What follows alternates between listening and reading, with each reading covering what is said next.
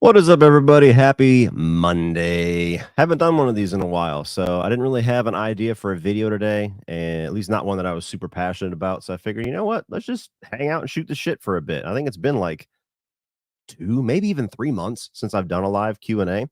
So hope everybody's doing good on this Monday afternoon. A lot of you are probably at work, so hopefully this will help you get through the last couple hours of work. Let's see. Got a whole bunch of chicken nuggets or chicken tenders. I guess it depends on whether I'm in a dipping mood or not, because nuggets is more of like a just device to get sauces into your face. Chicken tenders can be too. If I'm in the mood for chicken, if the chicken is the main star, I'll prefer a tender. But if it's just about like I just want ranch or chipotle sauce or something, then I guess nuggets would be like edible spoons. Oh, let's see here. By the way, I shouldn't have any audio issues whatsoever, but I'm paranoid because I've had weird instances over the last month where, like, randomly in a live stream, it'll start to get staticky. So please sound off immediately if I have any, but I shouldn't. It should be crystal clear, golden, velvety, all those good things. Oh, let's see here. Would you consider making a top 10 ranking vid of your favorite two Corys films? I don't know if there's even 10 that I like. That's the thing. Like the ones that I like, I love, but they did a lot of ones that, weren't really my favorites. Like Lost Boys would be number one, obviously. Um, if we're just doing whether it stars one of them or both of them, I mean, you have the Goonies up there, you would have Lucas, even though there's some weirdness with that movie. Um, License to Drive, if we're going to talk about movies they're both in, is probably my second favorite to Lost Boys. But yeah, I don't know if there's enough for a top 10. I'll tell you what's a cool movie, though. At least it was cool when I was a kid. I haven't seen it in years, so maybe it sucks. There was a movie called The Dream Machine with Corey Haim where he does a favor for some old lady, and she like her husband's died and left this badass car, and she basically just gives it to him because she doesn't want it. And there's a dead body in the trunk, and so it's kind of like the guy who killed the person and put it in the trunk is now hunting Corey Haim. I remember that being kind of cool. It was on like Cinemax or some shit back in the day, but I haven't seen it in years. Oh, when is my wife and dad's birthday? That's an oddly specific question. Well, my wife's is in December and my dad's is in July. I do know the days, but no reason to say specifically. Let's see here. Okay. Yeah, we're gonna get some weird, stupid things here. Okay. All right, guys. Let's see. Uh, do you think a toe is the best part of a woman's body? No. I could find a lot more to do with some other parts of the body than the toe. You guys are in a weird mood today. All right, let's see. Have you heard about the Stain drummer, the original drummer? I did. John, is it Wazowski or something like that? I can't remember his last name. He was the drummer up until their self-titled album, and then he left the band in the middle of recording it. Yeah, I think he was like 53 or 55 or something like that. That's young. I mean, that's crazy young. 55 is a good age to live to if it's like in the 1920s, but nowadays that's super young. So that sucks. Yeah. I mean, I'm not a drummer, so I can't say like if he was like one of the world's greats or not. But I obviously I love Stained, so part of that's gonna suck regardless. But yeah, I saw Aaron Lewis posted something about it about losing a friend, and I was like, who the hell was it? And then I clicked, and everybody was talking about the drummer. So yeah, that sucks. It definitely sucks. All right, looks like we got a couple of super chats. Let's see here. What do you hate the most about going to the cinema these days? Other people. Pretty much other people. Ever since COVID, I'm actually happy that I struggled to remember the name of that fucking thing. Ever since COVID, it feels like people have gotten significantly worse about how they act out in public. It's like people got so used to being in their living rooms for a year that they treat everywhere like it's theirs and fuck everybody else. And it's just gross. It's just a whole fucking new generation of people, and it's not like age specific. I mean, it tends to be older people. It's not even teenagers. Like I would expect teenagers to be inconsiderate little fucks, but it's usually people that are in their late 20s and all the way up into their 40s that are on their phones or fucking having conversations mid-movie or coming in 20 minutes after the movie started and turn on flashlights trying to find their seats and shit. Like, I got so spoiled whenever I experienced the Alamo Drafthouse that I just desperately wish all the other theater chains would adopt that type of policy. And, it's in a weird thing where I don't know if they want to turn people away because they're so desperate for patronage, but at the same time, like the amount of people that don't go to the theater anymore because people are such assholes, I feel like far outweighs that. And that's one of the numerous reasons why theater attendance has started to decline. But yeah, that's the only thing I don't like about going to the cinemas. When I go to see a brand new movie, unless it's like a comedy or something like Endgame, like something where the communal experience would be valuable, I like being in the theater by myself. Because when I'm in there with other people, I'd say at least 6 out of 10 times there's at least one or two assholes, and they're always fucking in front of me too. I'm like a magnet that pull out their phones. I was in Kingdom of the Planet of the Apes. This is just 2 weeks ago. Kingdom of the Planet of the Apes. The trailers are running. I'm talking about the fucking second that the trailers ended and the movie started, this bitch pulled out her phone and started scrolling social media. I just wanted to scream like, why the fuck are you here? Why do you pay money to sit here on your fucking phone? Why? Explain it to me. If you can give me a good answer, I will leave you alone. But I struggle to think you're going to come up with one. God damn. Yeah. It's the only thing I hate about going to the theaters these days is just assholes. Whew. Josh, Abigail was my favorite movie of the year so far. Likewise. I was going to see Strangers Part 1 this weekend, but I decided to just stay home and rent Abigail and see it for the second time. Well, you spent your money wisely because, ew. Yeah. Not a good movie. Not a good movie whatsoever. And it's disappointing. I mean, why The Strangers has some of the continuing issues that they have, at least for me. Some people love The Strangers, so, and I admit that. But it is a bit of a divisive franchise. And for those of us that don't love those movies, it just seems like it's the same problem over and over again. And why they can't figure it out, I don't know. Hopefully, part 2 and part 3 are a big step up. We'll see. As someone who is nostalgic for the early 2010s, what's one of the raddest movies you recommend from 2010 to 2013? Well, shit. Let's see.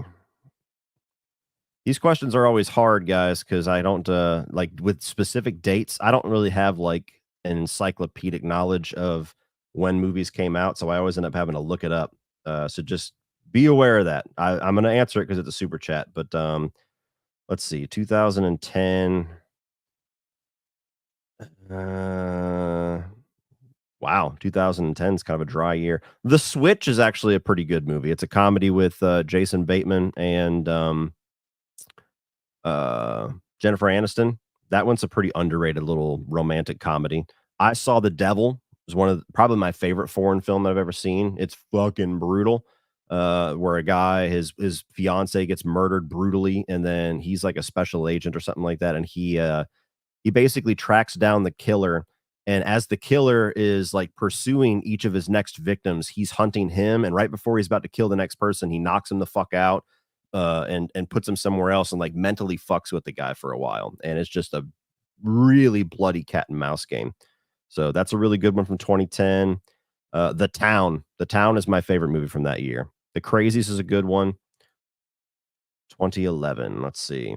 Rise of the Planet of the Apes. Let's see. X-Men First Class. I mean, these are movies you've probably seen. These aren't exactly deep cuts. And not seeing too much else. Your Next is a really good one. All right, let me go to 2013, and I'll do just a couple of more, and then I'll move on. Oh, Joe with Nicolas Cage and Ty Sheridan. That's a pretty good movie. David Gordon Green movie before he started to make horror films. It's kind of it's like a dark drama. Olympus Has Fallen is a solid as fuck action movie if you like Die Hard type films. And Rush is a really good movie with Chris Hemsworth. So there's a few for you. GM Light. No question. Just wanted to say thank you for the shout out on the hot takes vid. I really appreciated it. Thanks for making the workday go fast. No problem, man. No problem. Thoughts on the Jason universe? I mean, they're just trying to do something with it. I don't know. That whole thing with the rights of that movie in the courtrooms is just kind of fucked.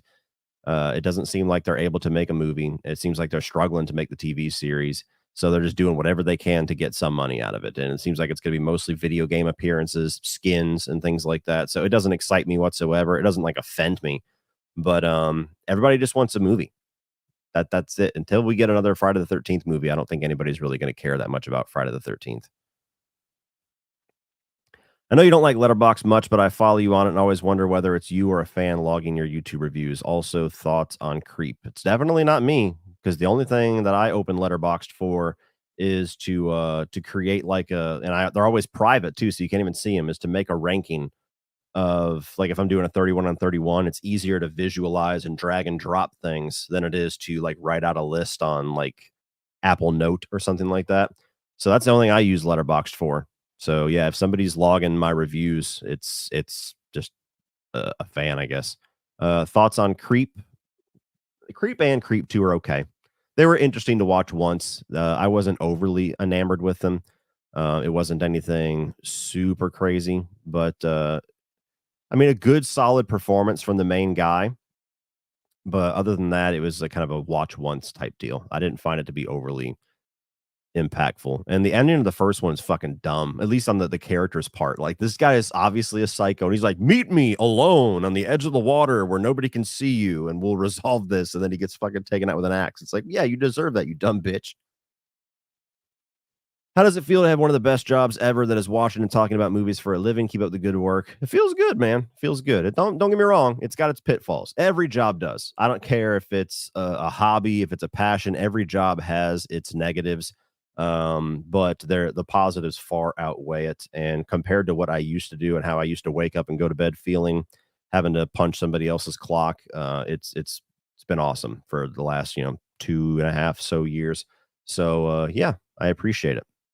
It it's definitely something that I feel like I was kind of meant to do. Not that this is what I'm going to do forever. Who knows what's going to happen, but I feel at home, literally and figuratively.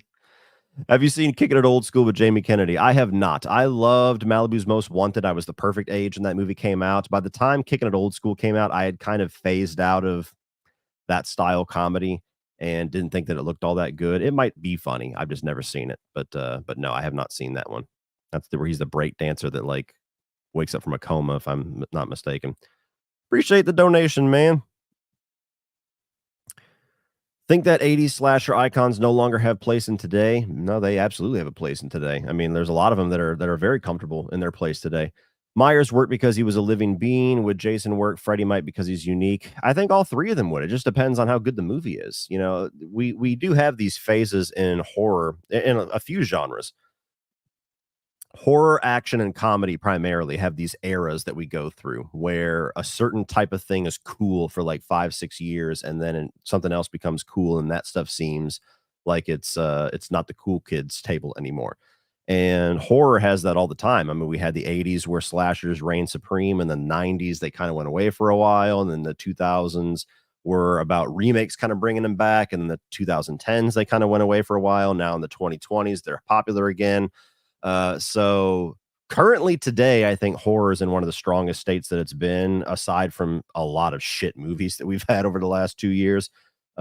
Because it seems like everything is strong, like haunted house movies, possession movies, religious horror, slashers. As long as it looks good and grabs the audience's attention, it succeeds. It's not like there's a certain type of horror that no matter how good of a job they do, people just don't care anymore. At least not that I can think of. So I think we're in a good spot for 80s slashers, whether it's Michael, Jason, Freddy, or anybody else. Jason would absolutely work if they would just pull their heads out of their ass and fucking shake hands and get a damn movie made. And Freddy, I don't know what the fuck's going on with that, but Freddy would murder at the box office if they had a movie come out, provided it was, it looked good and had some decent word of mouth. Probably would succeed even if it didn't have that, but that would help. Andrew, appreciate it. Max, which is worse, Winnie the Pooh, Blood and Honey, or Jeepers Creepers Reborn? For me, it's Blood and Honey because Blood and Honey doesn't have any rewatch value, and not that Jeepers Creepers Reborn does, but let's put it this way: if I was forced to watch one of them, I could at least halfway enjoy like roasting Jeepers Creepers Reborn as I watch it because it's so ridiculous that it's almost comedic. Winnie the Pooh Blood and Honey just doesn't have any fun.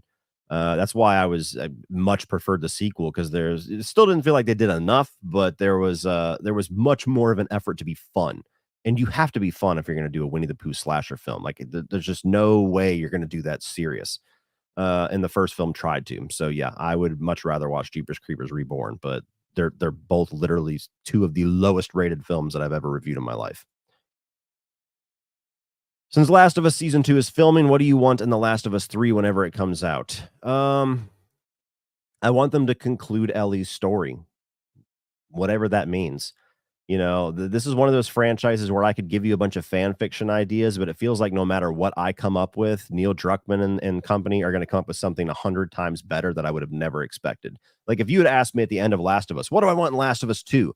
I probably would have said something along the lines of what everybody else wanted with Last of Us Part 2, which is like Joel and Ellie on an adventure again. And if they had made that game, I'm sure it would have been amazing. But they didn't do that. They went in a completely different direction. And while it didn't appeal to some people and it angered a lot of people, a lot of which still have not actually given the game a fair shake, I thought it was fucking brilliant. It was bittersweet. It was emotionally devastating. It was hard, but I thought it was brilliant. And I appreciated it even more the second time that I played it, and even more the third time that I played it. So my simple mind would immediately think of something like I think Last of Us Part 3 would almost need to have a different character as a protagonist, at least for part of the game, one that we've never met before, that is living in the current state of the world, maybe like 10 years after Last of Us Part 2, maybe even longer. And at some point in the story, they come across Ellie, who is like this lone survivor. You know, she had the thing with Joel, she had the thing that she fucked up with Dina, and she's never really been able to connect with anybody since. So she just is a survivor. And at some point by the end of the game, whether it's that or it's something completely different, I feel like it needs to end on somewhat of a hopeful note because we had a bittersweet ending in Last of Us Part 1. We had a emotionally devastating ending in Last of Us Part 2. We need to have some hope, and I think the way that you get that hope is by Ellie finally fulfilling her destiny in putting something out there that would lead to a cure. At least give hope for humanity, whether it's sacrificing herself, finally coming across a group like the Fireflies that can extract it from her, but she has to die in the process. I don't exactly know what it is, but I feel like by the end of the game, I would not want a third game in the row to end bleak or to end the universe or end the story on like this sour or bittersweet note. I feel like it was necessary in the first game and even more so in the second one, but the third one needs to end hopeful. And the thing that I'm worried about is that, you know, The Last of Us season 2 is going to come out next year, and then the second half of that season is going to come out in 2026. I don't want a Game of Thrones situation where the show catches up to the source material and then they start making their own shit up.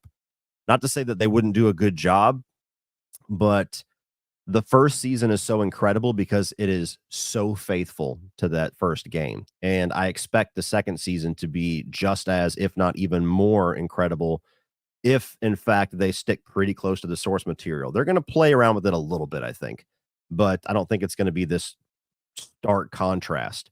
And I want Neil Druckmann and them to have the third game out there, or at least the game in production where the story is set that the fourth and fifth season of the show, which would presumably be it until they do spinoffs, will follow what they wrote. And we won't get a situation like the last couple of seasons of Game of Thrones where they do what they think is best, and then George R. R. Martin's sitting around like, "Ooh, fuck, that didn't work. Well, I ain't doing that in my book." And then it takes him, I don't know, what's he been writing on the latest book for like 10 years? I don't read them, but I always hear this update where he's like, "Yeah, I wrote another page." Long answer, but yes, that's some ideas of what I would want in The Last of Us. It needs to end hopeful in some way, shape, or form. Let's see here. Ever plan on reviewing ranking the Final Destination movies? That will happen next year for sure. They're supposed to be making a fifth film or sixth film right now. So when the sixth film is about to come out, I'll do a whole review series and I will end with a ranking. And I'll probably do like a tier list for all of the deaths. So absolutely, I got very solid plans to cover that franchise with the excitement of a new one coming around the corner. Disney nerd, Uncle Sean's resident moderator.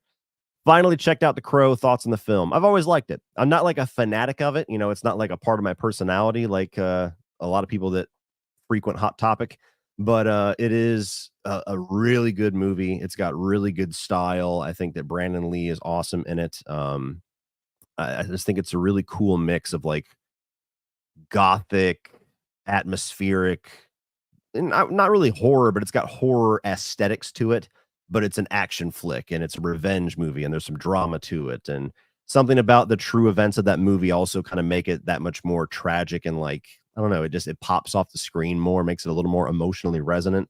So yeah, I'm a big fan of the original Crow. Not so much the sequels. And we'll see with this remake, but yeah, I enjoy the original quite a bit. I was late to the party on it too. You reviewed BioShock 1. Do you like the others? I remember BioShock Infinite being okay. I was never as crazy about it as everybody else. And BioShock 2, I played for maybe an hour and just kind of lost interest in it. So, yeah, I'm not a massive fan of that franchise. I think it'd be awesome to adapt to like a show, like the way they did Fallout. I think it's great source material, but the game itself, I've never been crazy about. Any chance of Dexter Harrison spinoff? Well, they announced a bunch of shit last year. There's supposed to be a Dexter origin story. There's supposed to be a Harrison spinoff, like New Blood season 2, and there's supposed to be a Trinity origin story. I think I read that the Trinity one has been scrapped, which doesn't surprise me. I wouldn't be surprised if the other ones eventually get scrapped, but yeah, there was not too long ago, within the last year, unless it's just time flies sometime. Maybe it's been a little longer, but they announced those three things from Showtime, saying that they were going to like really commit to Dexter as this property because they brought it back for Dexter New Blood and it became the highest viewed and highest streamed show in the history of the network. And they said, oh, fuck. Now what? David, what do you think about Mel Gibson and Danny Glover possibly doing another Lethal Weapon movie with Mel Gibson as a director? I don't think it's going to happen. They've been talking about that with that exact pitch in mind for like a decade, I feel like. First of all, I don't even know what a Mel Gibson directed Lethal Weapon movie would look like. He's a fucking phenomenal director. Don't get me wrong. I love his movies, but they're all like these epics or period piece or a war film. Like they're these 3-hour dramas with a ton of character, depth. And there's really heavy movies. How you take that style and apply it to a buddy cop film where back in the mid 80s when the first one came out, they were too old for this shit. Now it's fucking 2024. I feel like Lethal Weapon 4 wrapped up that franchise pretty damn well. I don't know. People don't seem to like that movie as much as me, but I think 3 is the only one I'm not really that hot on. Other than that, I think the whole franchise is really entertaining. But 4 wraps it up really well with that whole like family thing and the picture and how it all comes together. So I don't know. Sometimes I feel like as fans, we need to take a hard look in the mirror and say, like, do we really want another one? Like, I know it on paper it seems cool to get Mel Gibson and Danny Glover back for one more, but do we want that? Do we want to even roll the dice on that? I mean, Die Hard 5. Look at that. Do you want that to be the footnote of Lethal Weapon? So yeah, I don't think it's going to happen, especially since Richard. Not, is it Richard Donner? Shit. Who's the director of Lethal Weapon? Sometimes I blank when I go live, guys, so forgive me. The guy that directed the Lethal Weapon movies passed away. So I think that kind of set it in stone. If there's anybody who should do it, it's Mel Gibson. But as a big Mel Gibson fan, as far as his work, I have a hard time picturing what that would even be. Do you hope there's a 28 months and years later soon? Well, there is. It's coming out next year, 28 years later. And Cillian Murphy, I believe, has finally signed on to reprise his role. So it's for sure happening. They're doing 3 of them. It's like a whole new trilogy. So I believe it's supposed to be shooting next year and coming out next year. And I'm very excited because yes, both of those movies are awesome. 28 Days Later and 28 Weeks Later are both like two of the best zombie movies. Yes, I call them zombie movies. Get over it. Two of the best undead movies, rage movies, whatever the fuck the vernacular is, that of that subgenre. So yes, I've been eagerly anticipating them finally doing another one. I'm glad that they are. Making my way through the upcoming 31 on 31 and think the director format will allow you guys to do multiple comedy ones for non-October 31 on 31s. Well, just the director format in general, I think frees us up a bit. So we changed it up a bit last year with the Creatures of the Night one, where we let you guys vote on about half of the movies, and then the other half we kind of just divvied up and each picked like 4 or 5 picks. And I really enjoyed how that freed us up to cover a lot more movies that we actually wanted to talk about. Because a bit of the pitfall, which is a blessing and a curse with the 31 on 31 concept, is when we just stick to franchises that add up to 31, which is not going away, by the way. We're still going to shoot for that. Inevitably, especially when we're talking horror, you get a lot of shit. You get a lot of bullshit. Like there's franchises out there where it's like you get one good movie and then you get like 6 horrible movies. And it just makes the thing so much more taxing. Yes, it leads to some pretty good comedy with our commentary and with some of the bits like that me and CP and now Rudy really like doing with the 31 on 31s, but I think it's much more enjoyable when we're able to balance that out better and mostly focus on some good ones. So this year, both of them, this one coming up this month and the one in October, is going to be kind of that director format where we pick a theme that the directors fit in, and we're going to pick, a couple of movies from those directors, and it just opens up the possibilities a bit more because as many ideas as we still have that, me and CP especially have kind of jotted notes down for, we could probably go for another 5 years and not run out of ideas.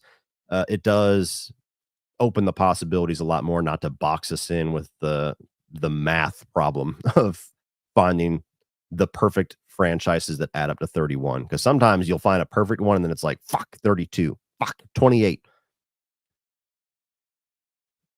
Just want to say hi. I'm a huge fan. I appreciate it, Steven. Thank you. What would a found footage horror movie need to include for you to really like it? Or is it fundamentally not a genre you think you'll ever like? I mean, there are some that I like because they tell really good stories. You have like Chronicle that I think is awesome. I think The Last Exorcism is a really solid found footage movie.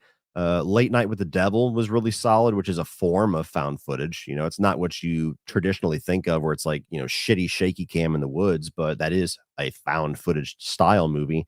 Some of the shorts, the individual shorts we get like on VHS, it really just comes down to a good story. And most of the time, those movies don't have a good story. They have a concept for scares that they draw out for an hour, and then they just cram all their best ideas in the last 10 minutes, and then you leave. So that's my biggest issue with found footage movies. And there was just way too many of them. It got so overdone to where I feel like it was a decade or more where every January and February you get like 4 different found footage movies, and it's been done to death. I know yours is The Long Kiss Goodnight, but my favorite Rennie Harlan movie is Die Hard 2. Die Hard 2 is solid. It's not one of my favorites in that franchise. It's actually, if we're not going to count the last one, which is by a landslide the worst, of the good Die Hard movies, it's my least favorite. But yeah, Rennie Harlan's got a lot of good movies. You got Die Hard 2, you got Cliffhanger, Nightmare on Elm Street 4 is solid, even though it gets a little goofy. Long Kiss Goodnight absolutely is my favorite. You got Deep Blue Sea, which is pretty fucking fun. He's got a number of them. I don't know exactly what he's been doing the last decade or more. Maybe he's done a lot of stuff that I haven't seen that's pretty bad, because it seemed like a lot of people on my Strangers review were like, it was Rennie Harlan. Why'd you expect it to be good? And I'm like, are you fucking kidding me? Have you seen a Rennie Harlan movie? They're mostly pretty damn awesome. So yeah, Long Kiss Goodnight for sure. That'd be my pick. Hot take. Do you think they should have stuck with the original Scream 3 script after Columbine? Thanks for making my day work better, or my work day better. No problem. I'm not overly educated on what the original script was. I know it had to do with like cults, and Stu was going to return, and there was something about, because of the Columbine shooting, they didn't want to they didn't want to explore the cult aspect or something like that. I'm not sure. Like, it sounds more interesting than what we got for sure, but I can't tell you with any kind of seriousness if it would have been better because I've never seen it. Thoughts on Prisoners by Denis Villeneuve? It's my favorite movie I've seen this year. Outside of the Dune movies, that's probably my favorite movie by him. Uh, Villeneuve tends to be a director that I respect more than I enjoy. Like, you have Blade Runner, you've got Sicario and Arrival, and all these movies that I think are like technically brilliant and have a lot of interesting things about them. But I watch them once and I'm like, yeah, I'm done. And Dune Part Two rubbed shoulders with that. But I feel like if I watch Dune and Dune Part Two back to back, I'm going to appreciate it more, and especially after we get whatever this third one's going to be. But Prisoners is just my type of movie, that kind of revenge thriller, a father on a mission. So yeah, I really like Prisoners. I'm watching DD through these days. Favorite season is two. I'm watching DD through shit. What is that? Is it Daredevil? I'm watching DD through these days. Favorite season is two. Hmm. I apologize. I don't know exactly what you're saying. If you're saying Daredevil, your favorite season is two. Mine was three. I thought the third season was the one that fired on all cylinders. If you're not talking about Daredevil, I apologize. I just maybe it was me. I couldn't decipher what you were saying. Joe Mama, what's your favorite Alice Cooper album and song? As far as whole albums, it's probably Hey Stupid, if not Marcy Daredevil. Okay, good.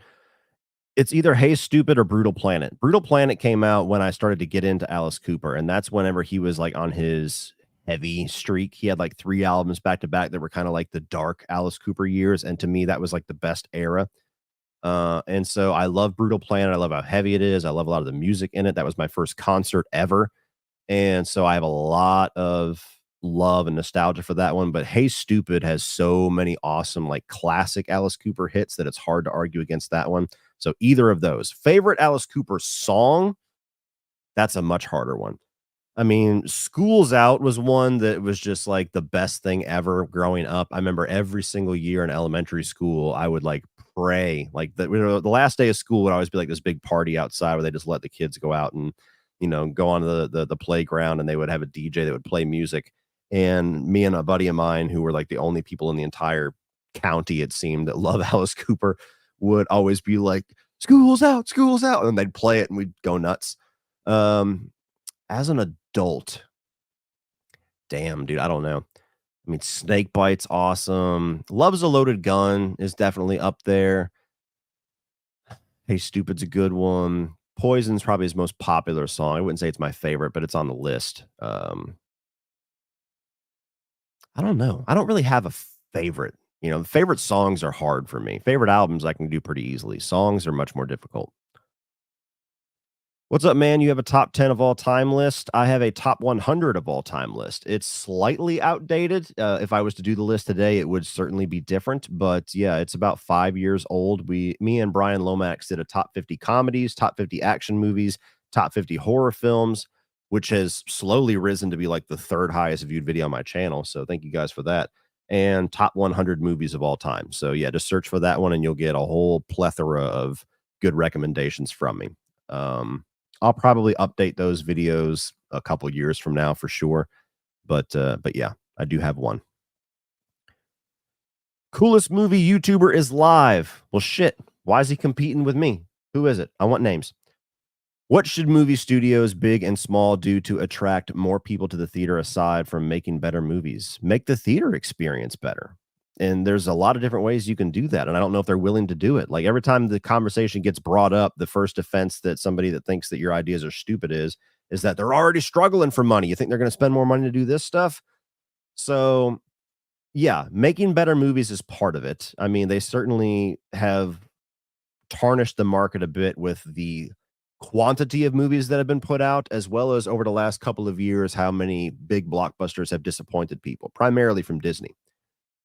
But what should they do to attract more people to the theaters? I mean, just theater companies need to offer more. I mean, the theater experience has been the same my entire fucking life, and even for a decade or more previous to me, since the 80s even. It's popcorn, candy, soda, and a movie.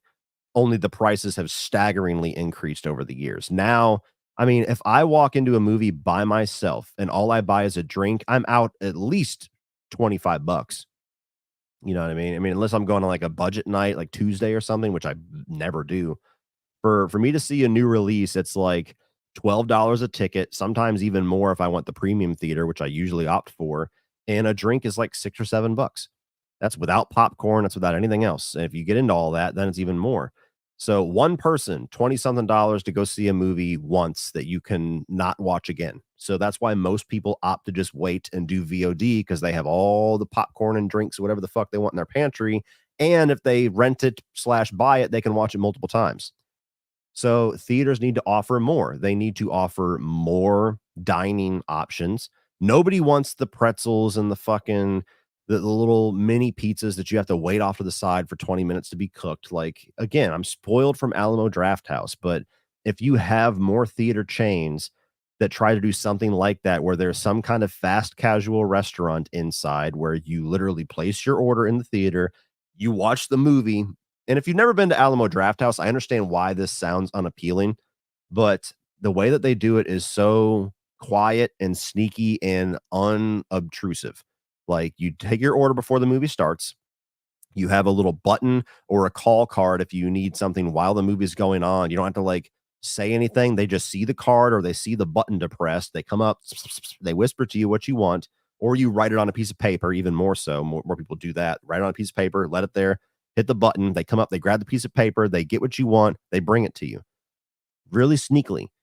So I think if you mix the dinner and movie experience into one building, one payment, one bill, more people would go. And also just enforcing the fucking rules like we opened this live stream talking about. Somebody is talking, being an asshole, get them the fuck out. Give them a warning and then get them the fuck out. Somebody's on their phone, give them a warning and then get them the fuck out. And until you start seeing that and people actually start sharing that experience online primarily, like, holy shit, AMCs have actually started kicking people out for being assholes. You're not going to get people back in the theater because people that aren't crazy over the theatrical experience, which is far more of us out there than those like me that love the theater experience. They look at it very simply as why would I go and pay a minimum of 20 something dollars if I'm by myself and likely it's going to be more because I'm with my family to go and be pissed off, to be pissed off by other people's behavior and to pay all this money for some popcorn and some candy, which isn't even really going to, you know, satisfy my hunger that much, or it's not even a meal, it's a glorified snack. Like they've got to address those little things. And I did a video last year, like things the theaters can do to get people back, and there was a couple more ideas on there, one of which I still think is a really cool idea, is if the theaters and the studios could figure out a way to bundle a digital copy with a movie ticket purchase where, like, let's say it's $20 to or $25 on average is to buy or rent a brand new movie at home on VOD. So let's say they do like a $30 ticket, or not even a ticket, excuse me, like a $20 ticket. You know what I mean? A $20 ticket or something like that, where you go, it's a premium little upcharge. But when you get your movie, you go see it in the theater and then you walk out with a digital code copy, you go home and then you have the movie available to watch at home for your rewatch. Like something where you get both experience for less than it would cost to buy both. I think that there's some version of that that could be pretty cool that could appeal to a lot of people. And if you're in the theater and people are being assholes, then you could fucking leave and go watch the rest of it at home. And you're not having to pay more money for it. I think that's a cool idea that needs to be kind of explored a bit. Have you seen any Ben Wheatley films? I don't believe so because I do not recognize that name. Well, I'll look up Ben Wheatley really quick. Ben Wheatley.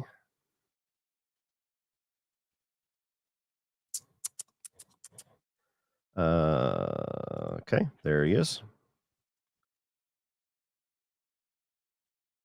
And I've seen Meg 2. End of list. I've seen Meg 2. Wasn't a fan. Brother, I know you are a family man. Do you ever have teachers or friends of your kids or their parents who were fans of you before happening to meet you? Not that I'm aware of. Um, no. The closest to that, my mother-in-law said that she was looking at something of mine while she was at work one day, and one of her coworkers was like, "Oh, I love him." And she's like, "He's my son-in-law." That's the closest that I've heard. But no, I've never had like a weird little or a interesting little situation there where I meet somebody and they're like, "Holy shit, it's you!" Like, never had that. That'd be funny though. Hey Cody, what is your biggest challenge you're working through right now as a content creator? Currently, it's just because the ad revenue is still kind of down. There's different points in the year where the ad revenue is low or is average to where it's higher. It tends to be much higher for me towards the end of the year, which lucks out because that's when I do a lot of my biggest, highest performing content. So September through November are usually really good months for me.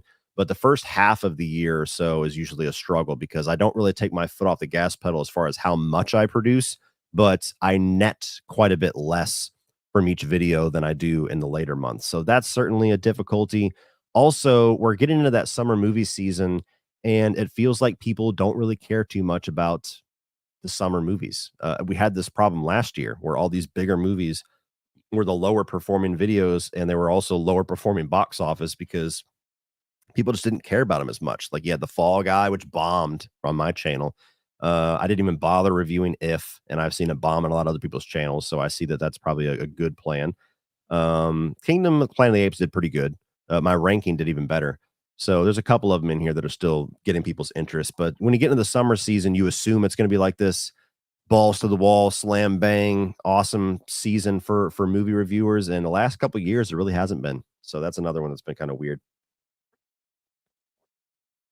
Ugh.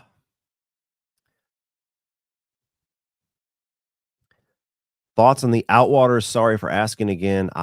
What is the Outwaters? I don't remember you asking it the first time, so no apology necessary. But what the hell is the Outwaters? Is that a movie? 2022. Yeah, I've never seen this one. 2 stars on IMDb. Not that I ever really care about IMDb scores, but that's not very good. Yeah, sorry, dude. I don't have anything to tell you. I've never heard of the movie. If you could go back in time and watch a movie for the first time in a cinema, what are you watching?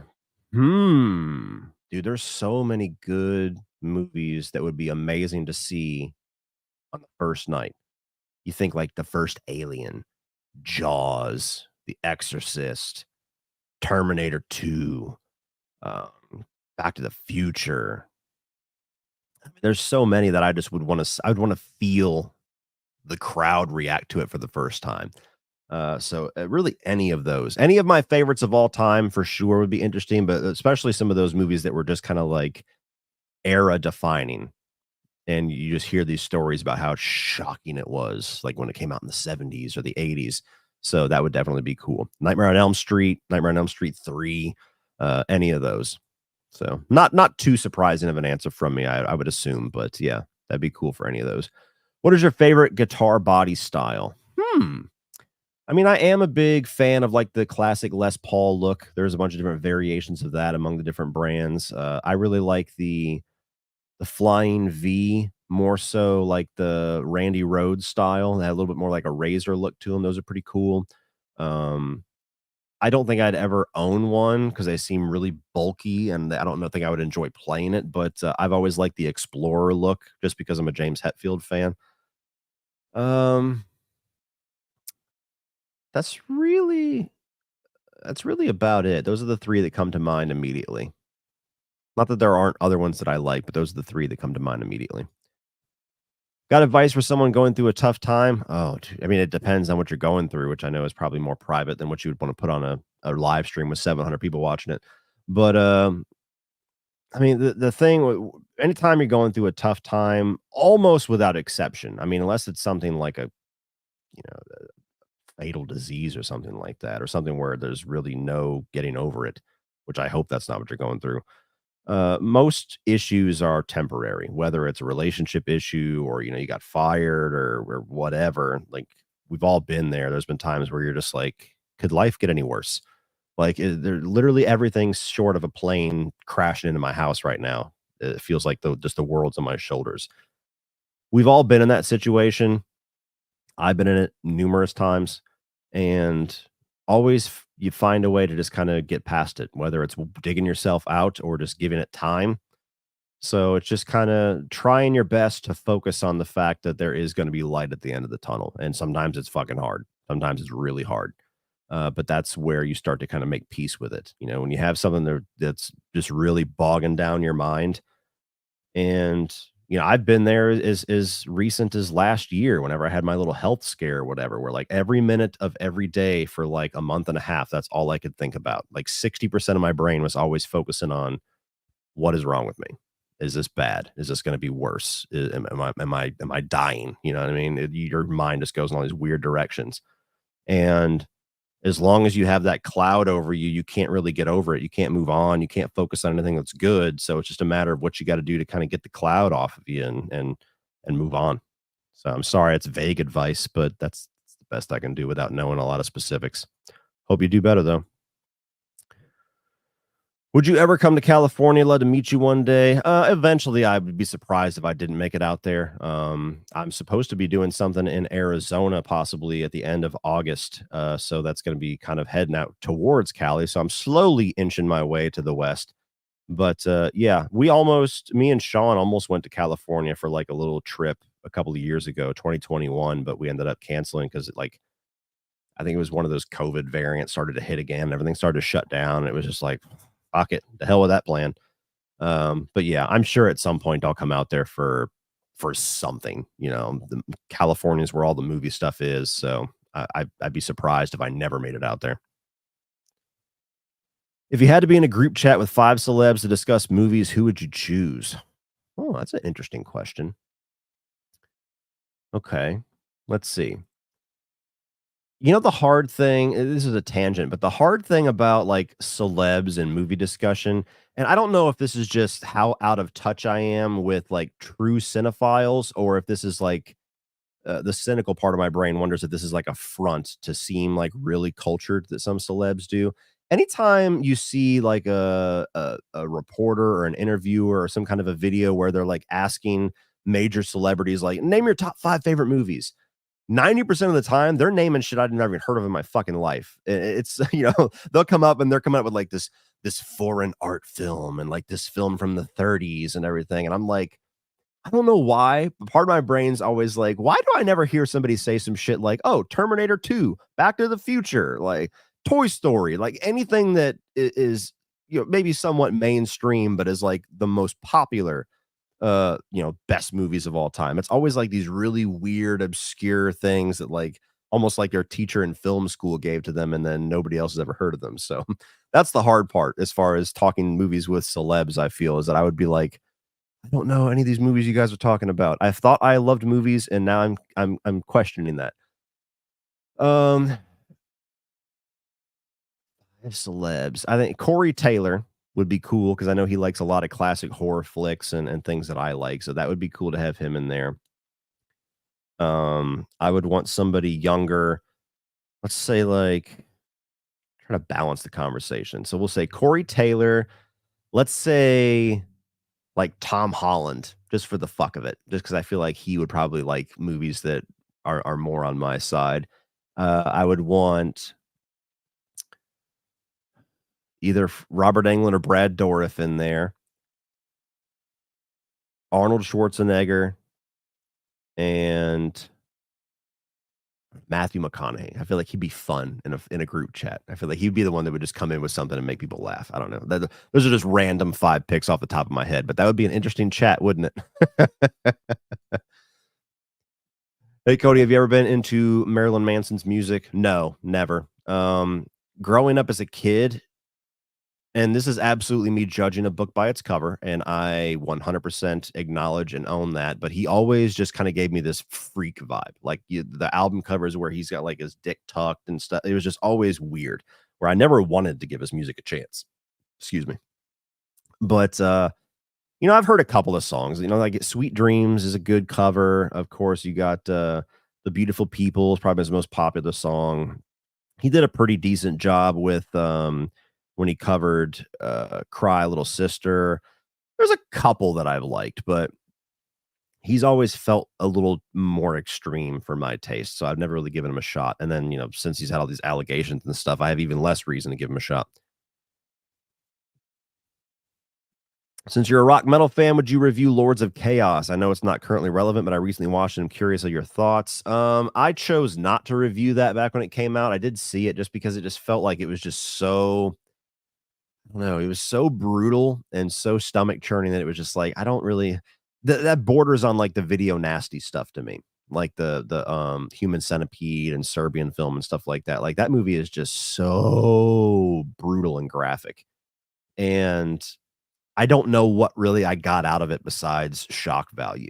I mean, is it an interesting story that it's true? Sure, or at least it's supposedly true. That's not really my style of metal music, so I don't really get much of like a behind the music appeal from it. But yeah, I mean, just burning churches and the lead singer blowing his own fucking head off and unsuccessful with the with cutting his wrists and stuff like that and making the album cover out of it. Like it's just it's extreme. So yeah, I mean that was a movie that I think the other reason I chose not to review it is because I had some people that I knew that reviewed it at the time, and the fans of the guy who commits the murder in the third act of the film would like terrorize them in the comment section. Like this guy is a convicted murderer and among a number of other things, and he actually has like a cult of people that really follow him. And they were going after everybody that reviewed or liked the movie because the movie doesn't paint him in a very good light. And so I was just like, I don't need any of that. So that's the reason why you haven't seen a review from me. Yeah, I don't know. That's a movie that's hard to recommend because it's shock value.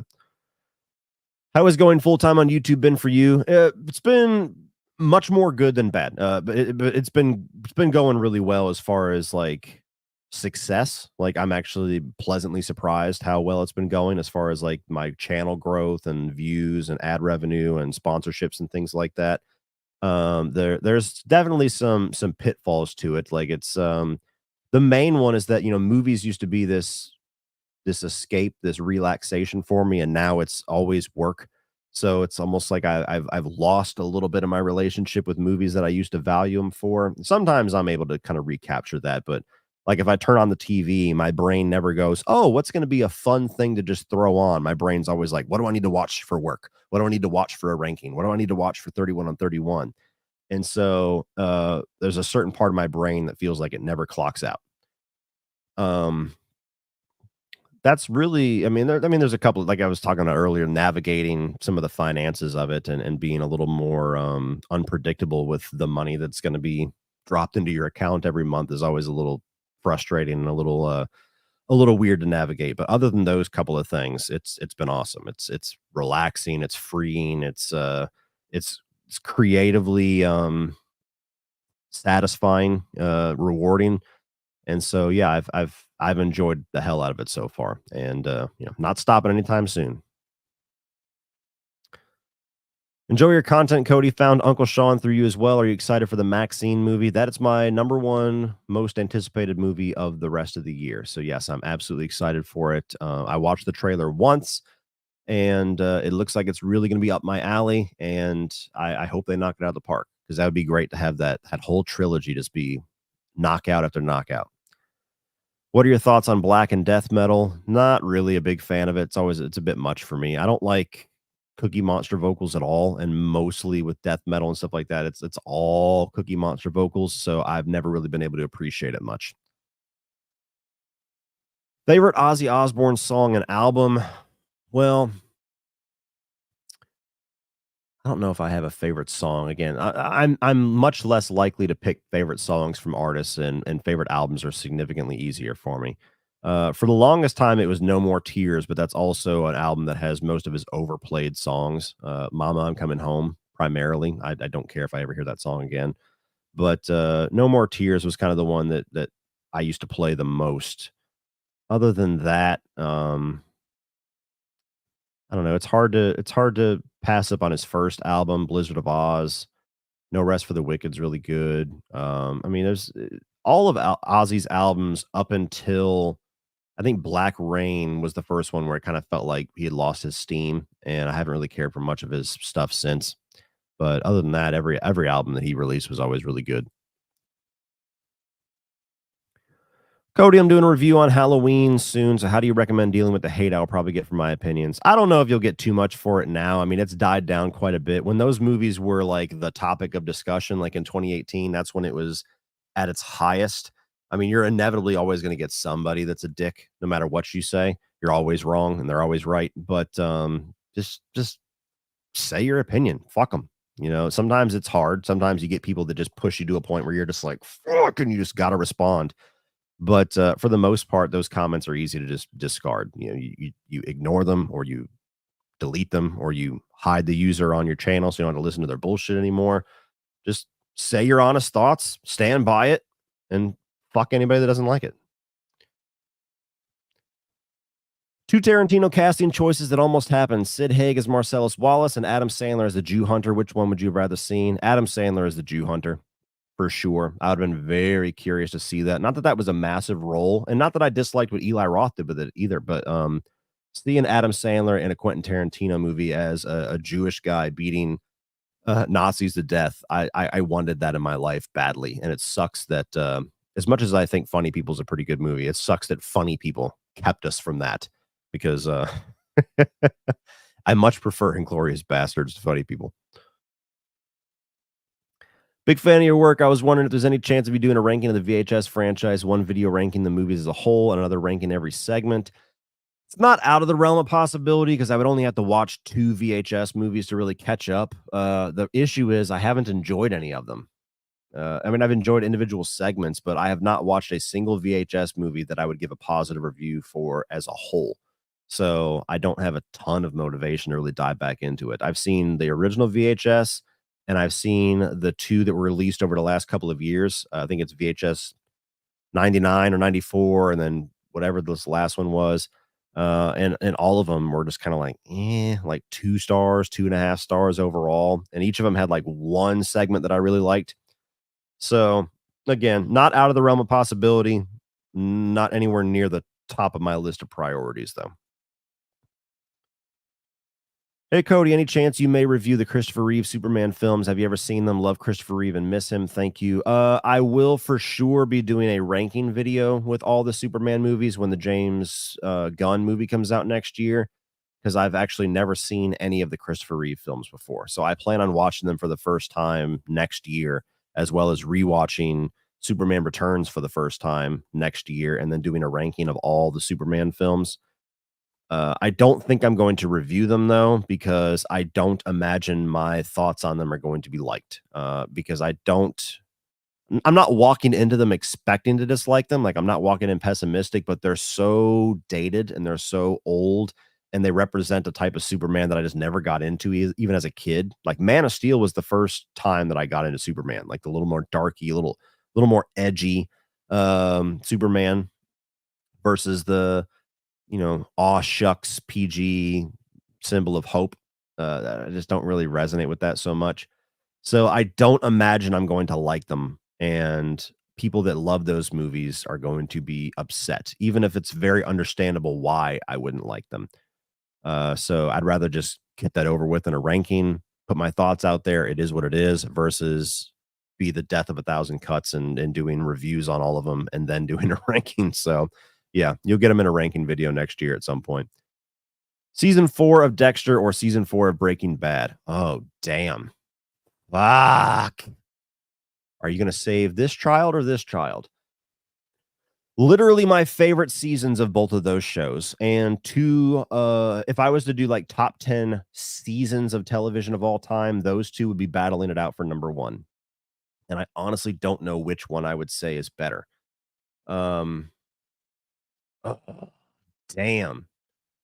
I don't even know if I can answer that, man. I think Breaking Bad is easily a better show than Dexter.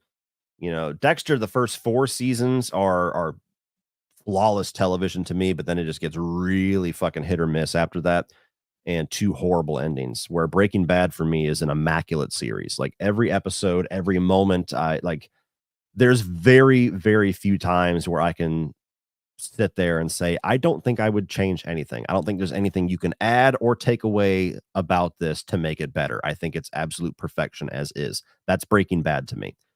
Uh, season 4 of Dexter with the Trinity Killer versus season 4 of Breaking Bad, where it's Walt versus Gus.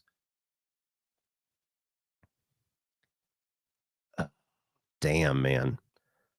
I would literally have to go through each individual episode and see, like, if there's any weird wasted moments in season 4 of Dexter, or if there's anything that could be done better about season 4 of Dexter. I'm gonna opt to say season 4 of Breaking Bad, just because I feel like that show is perfect from beginning to end. Whereas even the best season of Dexter, I'm sure there's an episode or something where there's something I don't love, but that's fucking hard. That's really hard. That's one of the hardest questions I've ever been asked.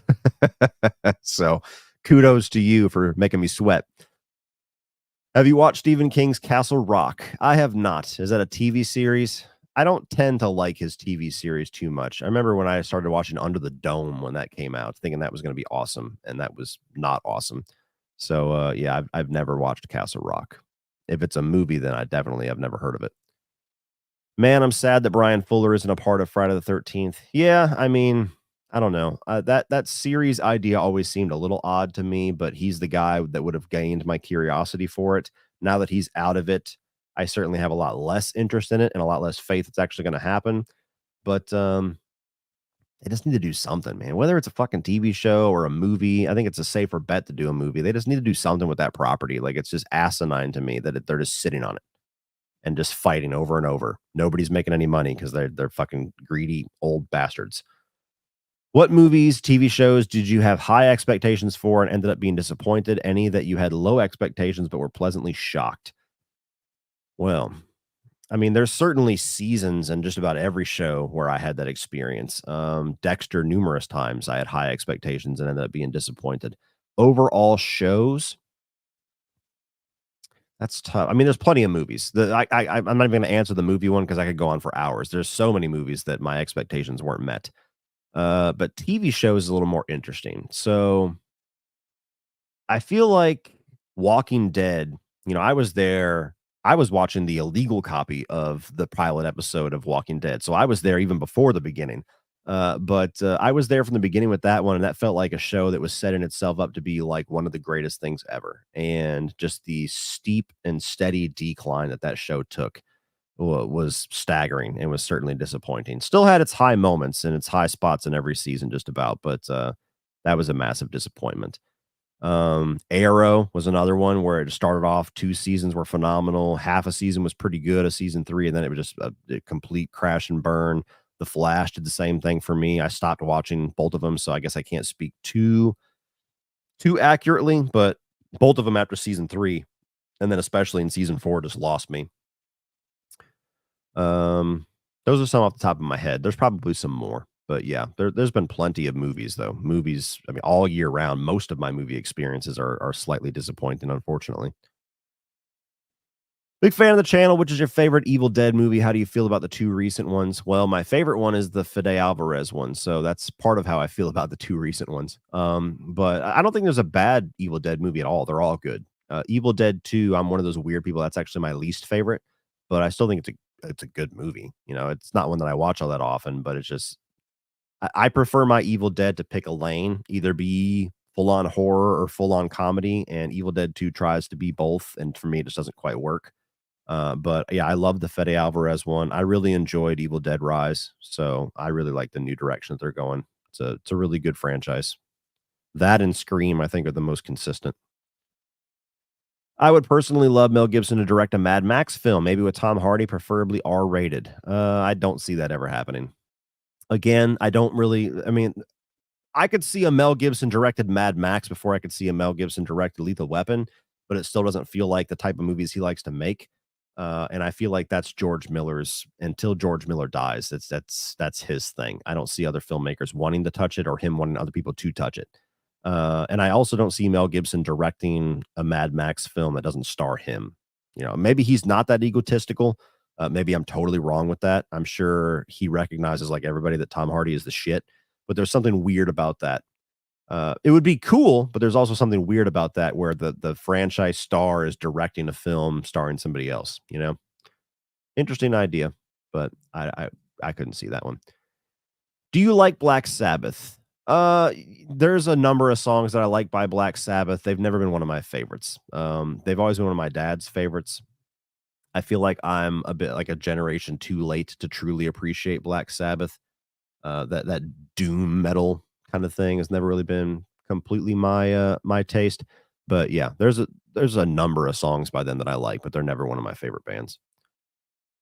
I saw the TV Glow last night. It was easily my favorite film of the year so far. I hope you end up reviewing it. Love your channel, man. Yeah, I don't know. That one's interesting because we almost were able to see it at the Overlook Film Festival, but our schedule just didn't quite work out with it. And I've heard so many different things about it, polarizing things. People that love it, people that didn't like it at all. So it definitely has my curiosity. It's on my radar. Depends on when I'm able to see it, on whether I'll actually do a review on it and how I feel about it. Obviously, if I love it, or if it, sparks a lot of frustration out of me, you'll likely hear about it.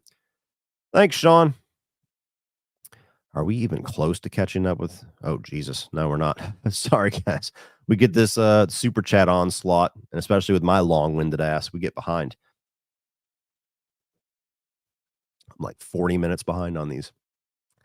Hey, Cody, do you ever plan to cover The Fly? Also, I recently started making movie reviews myself. You're a big inspiration. Thank you. Well, awesome, man. Keep up with it.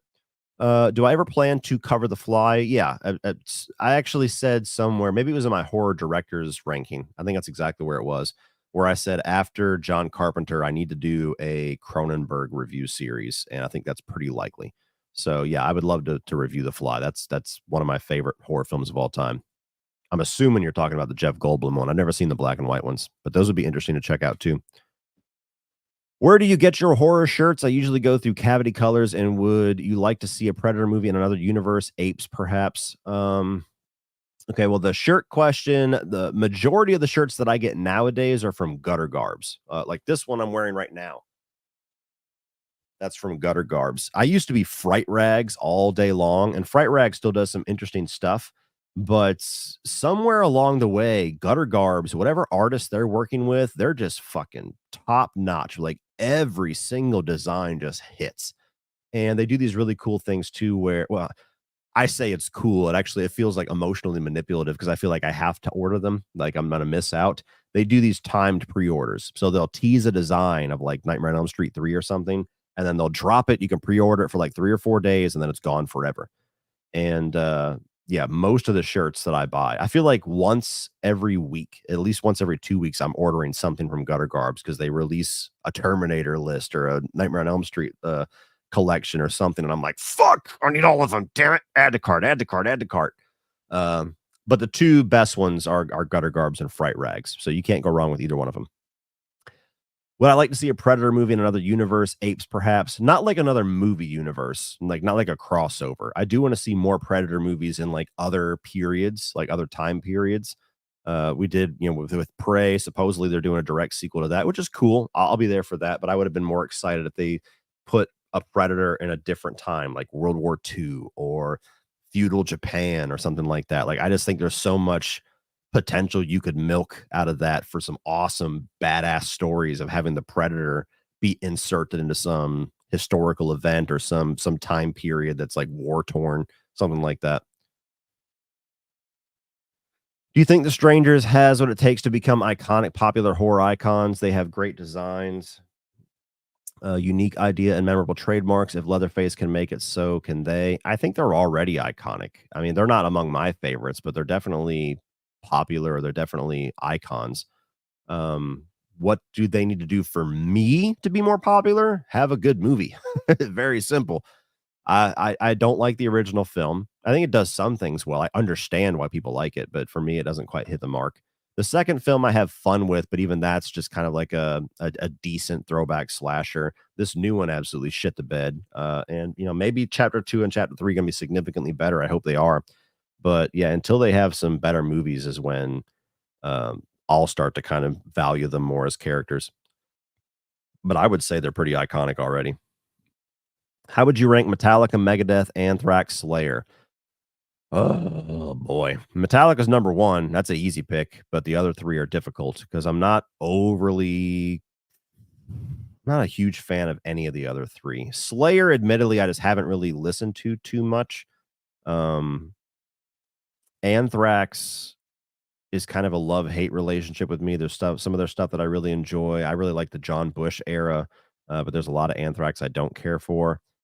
And Megadeth musically are phenomenal, but I've never really liked Dave Mustaine's vocals. Like vocals are really important to me. If you haven't figured that out at this point, and so not to say that James Hetfield is like one of the best vocalists ever, but he's a much better singer than Dave Mustaine.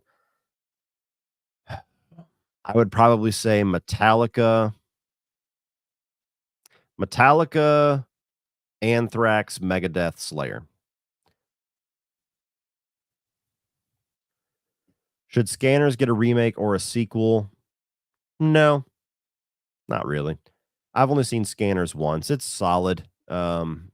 I feel like the movie is one of those movies that kind of blows its load pretty early because the only scene that everybody knows from Scanners is the head explosion, and that's the first 4 minutes of the movie.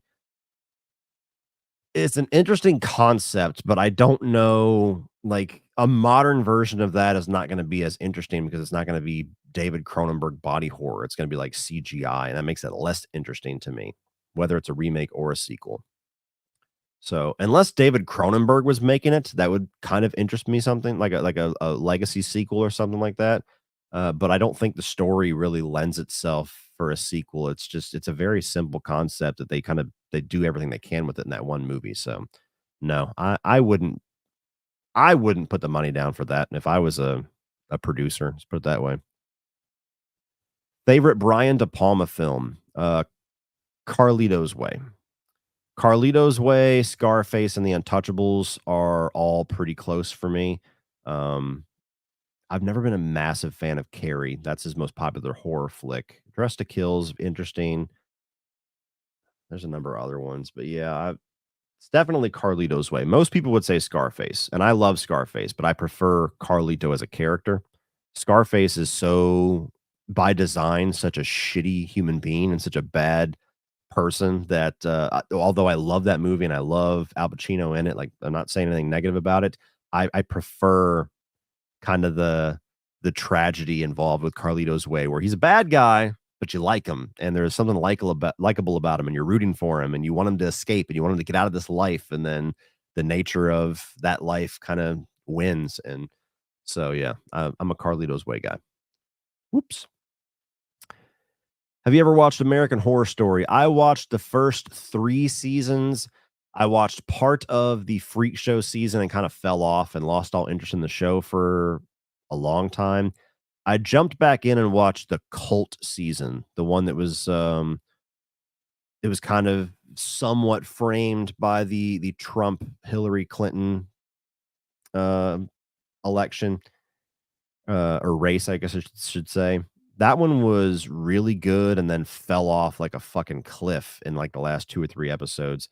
Yeah, I loved the first season. The first season I thought was awesome. Everybody else seems to love the second season. I thought the second season was just like everything in the kitchen sink, so I never really loved that one. And the witch season, Coven, had its moments, but had similar problems to season 2. I feel like Ryan Murphy as a showrunner starts his concepts really well, and then it eventually just they all devolve into his worst tendencies as a storyteller, and they get, like, way overly sexual. Like, I am the last person to complain about sexual content. I'm actively annoyed by, like, this new, like, "Is this sex scene actually necessary?" like, attitude that we have nowadays. But Ryan Murphy in every show and an American Horror Story, it's rampant where it's just like it's overly graphically sexual for absolutely no reason to where it's like off-putting. Think of like the first season of Ratched. It's about Nurse Ratched, and there's so much like sex and incest and everything in that. It's like, what the fuck is this? This is not One Flew Over the Cuckoo's Nest at all. This is just more Ryan Murphy shit. So yeah, I've never really cared for American Horror Story beyond that first season. I almost jumped back in when they had, like, the slasher season was, like, American Horror Story 84 or something like that, but I heard so many bad things about it that I was like, "Never mind, I'm not gonna bother." What would you say is one of the biggest missed opportunities in the horror genre? Interesting question.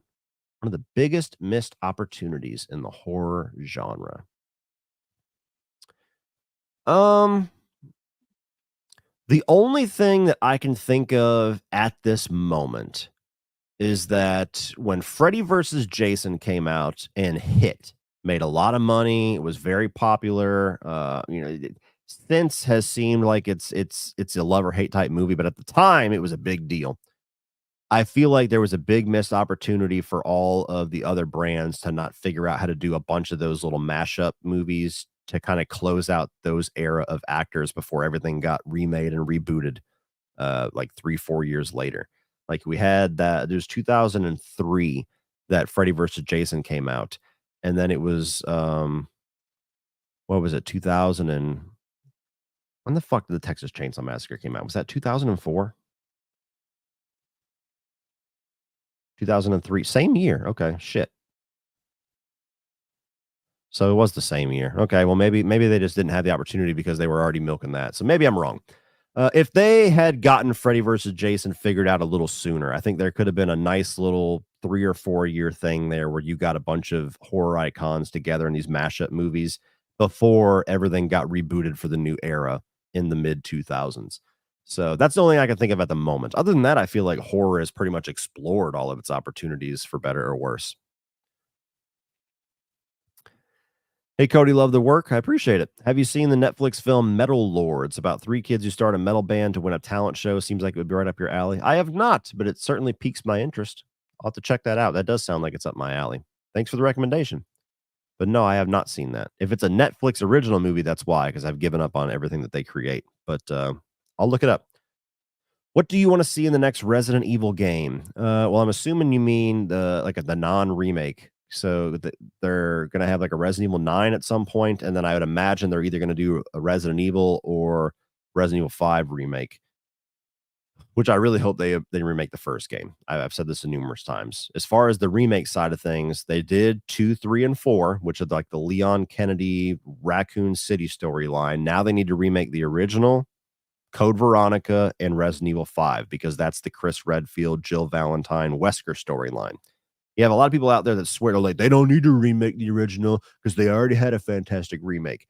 Yeah, back in the fucking GameCube era. It's been a long fucking time. Yeah, they've remastered it for PS3 and PS4. Sure, it's been a long fucking time. And we've never had a version of the original that's in this modern style of Resident Evil, which is the over the shoulder third person. And whether or not you want to admit it or not, as great as the Resident Evil remake is, the static camera tank control style turns some people off where they will never play that game and never experience that story. And that sucks. So they need to remake the original, update it, bring it into the new Resident Evil style, Resident Evil engine. Then we finally get an updated version of Code Veronica, which is the game that needs a remake in this franchise more than anything. And then you follow it up with Resident Evil 5. Them going from Resident Evil 4 to Resident Evil 5 makes no fucking sense because anybody that has been introduced to Resident Evil with these newer batch of games has no fucking idea who Chris Redfield is or Jill Valentine or Wesker and would completely miss any of the impact on that story, which is literally the conclusion of those stories. So it's like skipping to the third act of a movie that you haven't fucking seen before. Nonetheless, what do I want in the Resident Evil 9 game? I think that I think it would be cool to bring back some of the classic characters and show them as older people, whether that's Leon or Chris or Jill or Claire. Like, show them still involved with this when they're in like their 40s or 50s or whatever, like coming back for one more. Maybe get all of them back. But that's what I want to see. So you had Resident Evil 8 Village that had Chris Redfield in it. You can continue that story on.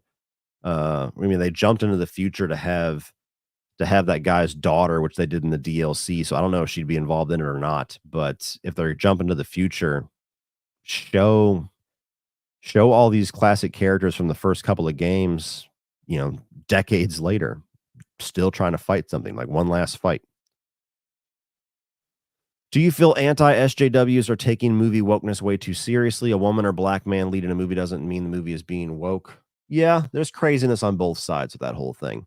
I do think there is absolutely something to be annoyed with and something to point out that is valid in regards to Hollywood's highly ramped up focus on checking certain boxes that don't add anything to the movie. Representation's important.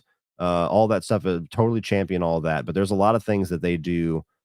Disney seems to be the worst ones at it, where they just throw shit in there to pat themselves in the back to say, "Look, we did this," and it doesn't actually do anything. Like the scene in Lightyear where you get the female on female kiss or holding hands or something in way in the background of the shot, and they made a big fucking deal out of it. Like they had Chris Evans release a statement about it, like almost like they were taking on the trolls. And it's like you're making this big fucking deal out of something like you actually said something in Lightyear and you didn't say jack shit. You can blink and miss whatever the fuck you're trying to defend. Same thing with I guess it was Warner Brothers with the Dumbledore movie, the last Fantastic Beast that came out, where you have the finally exploring Dumbledore and um Mads Mikkelsen's character, the villain and the lead hero actually being lovers. And they explore it in one scene that opens the movie that they're conveniently able to cut out so the movie could still play in China. And it's like, oh, really? If you're really going to stand on your fucking soapbox, why don't you put it in there and tell China to go fuck themselves and just eat that box office if you really want to stand on your laurels? So that's the side of it that I think is valid, where it's just like, okay, Hollywood, like quit acting like you're the moral compass for everybody. You're the most fucking corrupt people in the goddamn planet. So just, suck it.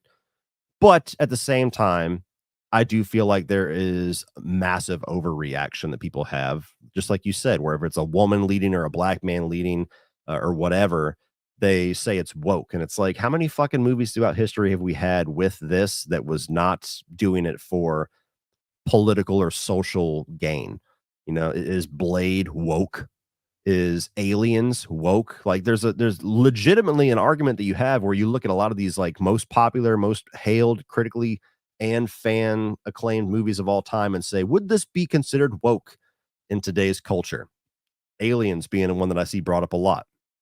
Abso-fucking-lutely. If Aliens was released in 2024, it would be called woke. It'd be like, oh, of course, we're bringing back the woman who just happened to be the survivor at the end of the first film to lead the movie. And of course, all the male masculine soldiers are dumbasses and they get made fools of by this woman who could not lift anything. Like that would absolutely be the conversation regarding Aliens. And it sounds asinine to describe Aliens, one of the best fucking movies ever made and one of the best female-led characters ever made. So, yeah, there's craziness on both sides. When you talk to somebody in the middle and they're like, "Yeah, that's ridiculous," but also that's where you get the most sensible conversation in my mind. Thoughts on the Kingsman movies? Also love the vids. I loved the first movie, did not like the second film, have not seen the others. Was there? I guess there's one more, The King's Man or whatever. I never saw that one. I don't know. Matthew Vaughn kind of fell off for me, where I liked his style a lot at first, and his last batch of movies I have not cared for. But I still really enjoy that first movie. Thoughts on Sony possibly buying Paramount?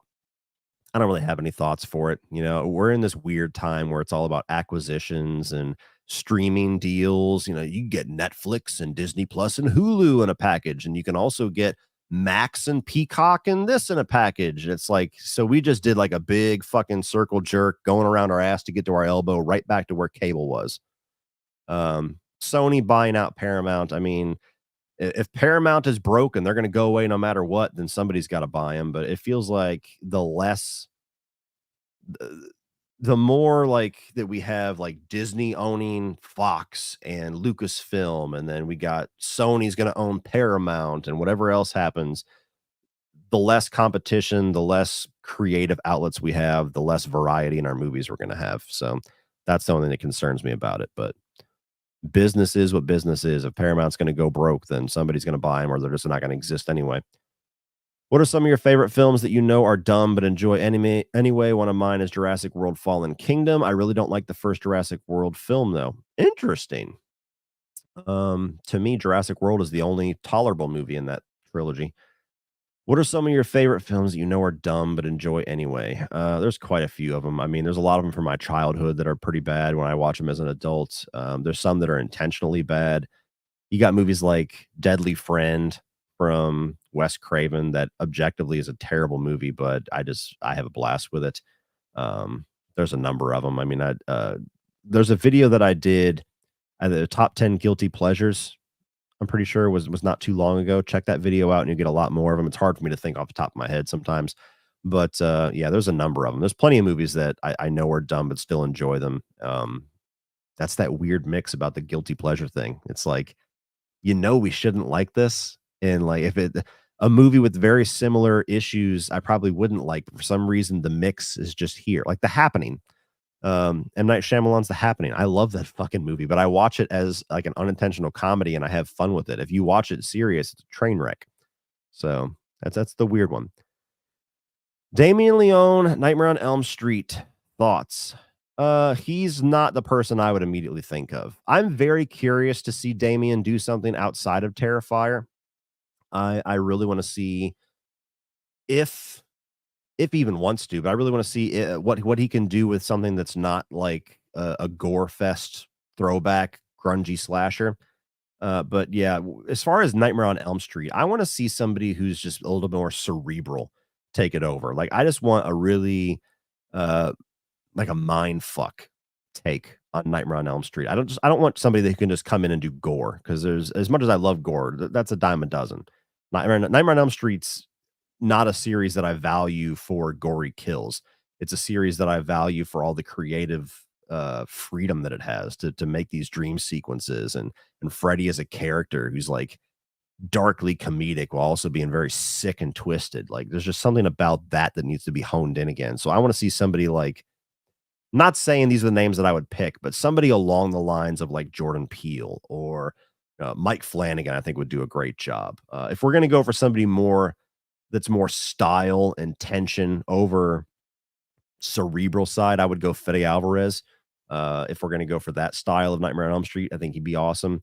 But yeah, Damien Leone, I want to see. I'm excited for Terrifier 3, but I want to see him do something that's not Terrifier before I judge whether or not I think he'd be a good fit for Nightmare on Elm Street. Like I know he wanted Friday the 13th, and Friday the 13th lends itself much more to a gore fest than Nightmare on Elm Street does, in my opinion. And even that, I'm not sure if I want to see him do a take on.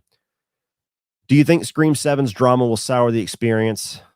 I mean, if the movie's awesome, it's very easy to forget and forgive.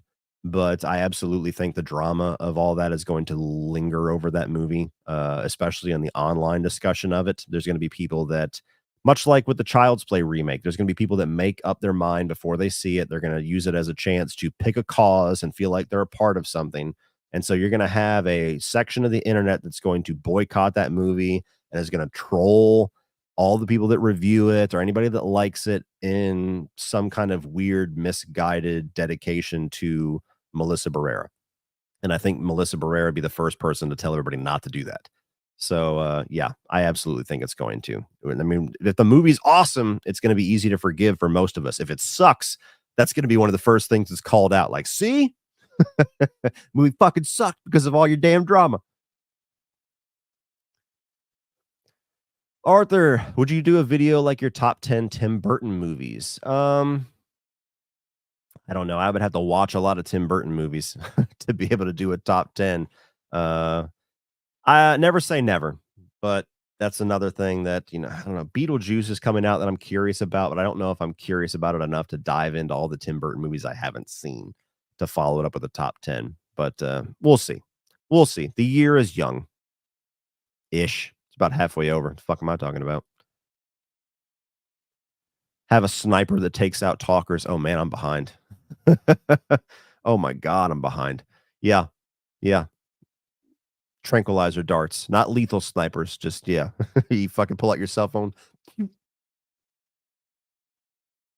If you had complete creative control over the Chucky franchise, what would you do? Hope this doesn't get you in trouble with the fan base. Just me existing gets me in trouble with that fan base. But I'll tell you what, for everybody that is a part of the Chucky fandom that has an issue with me, just because I give my honest thoughts, go fuck yourself. So there, I did more to get myself in trouble than you did. If you had complete creative control over the Chucky franchise, what would you do? I would go back to the tone and the approach of the first couple films. Not that that's like this daring idea. Some would probably accuse it of being boring and uninspired, but I feel like everybody that has lost their fandom or interest in Chucky desperately wants that. Very similar to how Curse of Chucky did. You can take it in some weird different directions if you want to, but you got to have the tone and the approach of those first couple of movies. I'm not saying I was ever scared of Chucky because I wasn't. Some people certainly were. But back in those first four movies, they took themselves seriously where Chucky was actually supposed to be somewhat of a threatening presence. And he's not anymore. He's a cartoon. And so that's what I would get back to. I would get back to, having him be in the shadows, maybe a few POV shots where he's actually killing people with some serious tone, not just slapsticky. I mean, I would have to sit down and actually like figure out like a story idea, but that's the main priority of it. Is just get back to the tone and the approach and the feel, the vibe of those first couple of movies because that's what I desperately miss.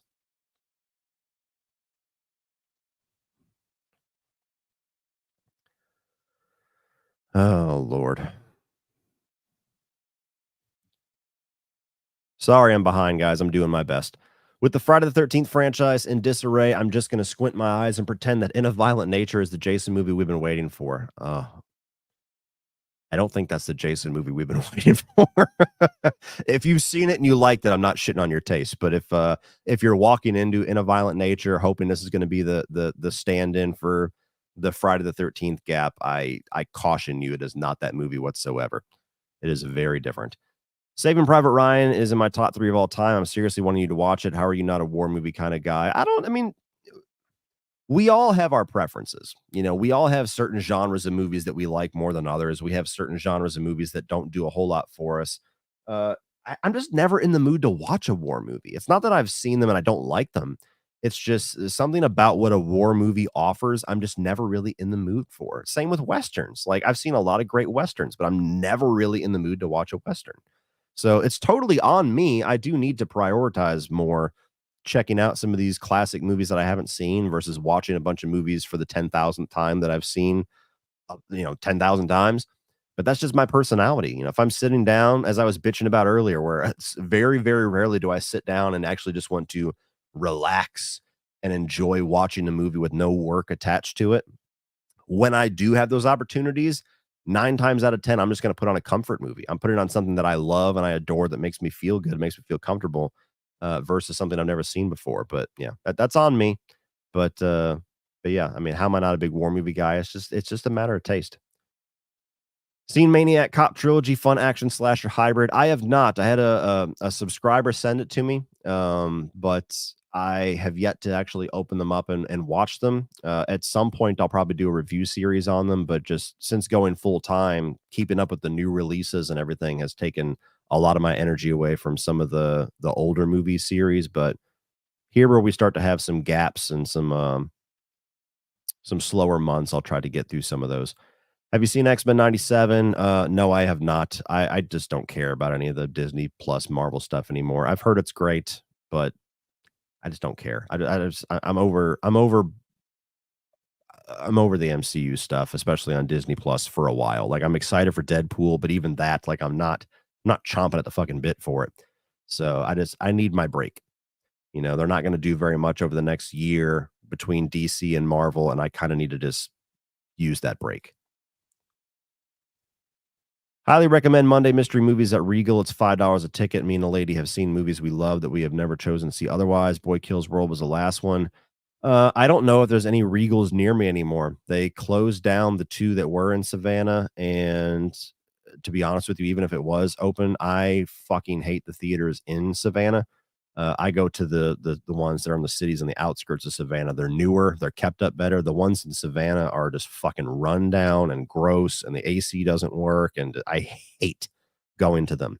I would love to go to that. I'd go to it every single week if I could. If there was, 20 minutes down the road, there was a Regal that was worth the fuck, I would go, but I don't think there is anyone near me. My dad was a lifeguard when Jaws came out. Oh, wow. That sucked going to work after that.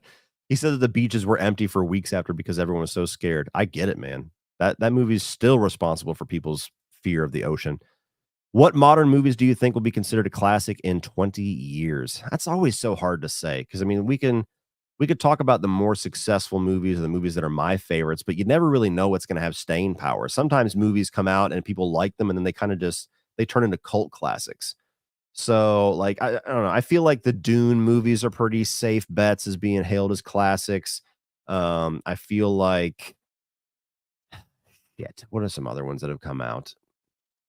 See, even now, I'm struggling to forget. I watch so many fucking movies, my brain turns to mush when I'm trying to remember them. Um, Jesus Christ. See, here I am. My when I'm live, man, I talk for so long that my brain power just short circuits on the memory side of things. Movies of 2022. We'll go back that far. Okay, so yes, I mean a lot of these I don't. I'll say the Dune movies because those seem to be one that just seem to totally cross critical acclaim plus people loving them as audience members.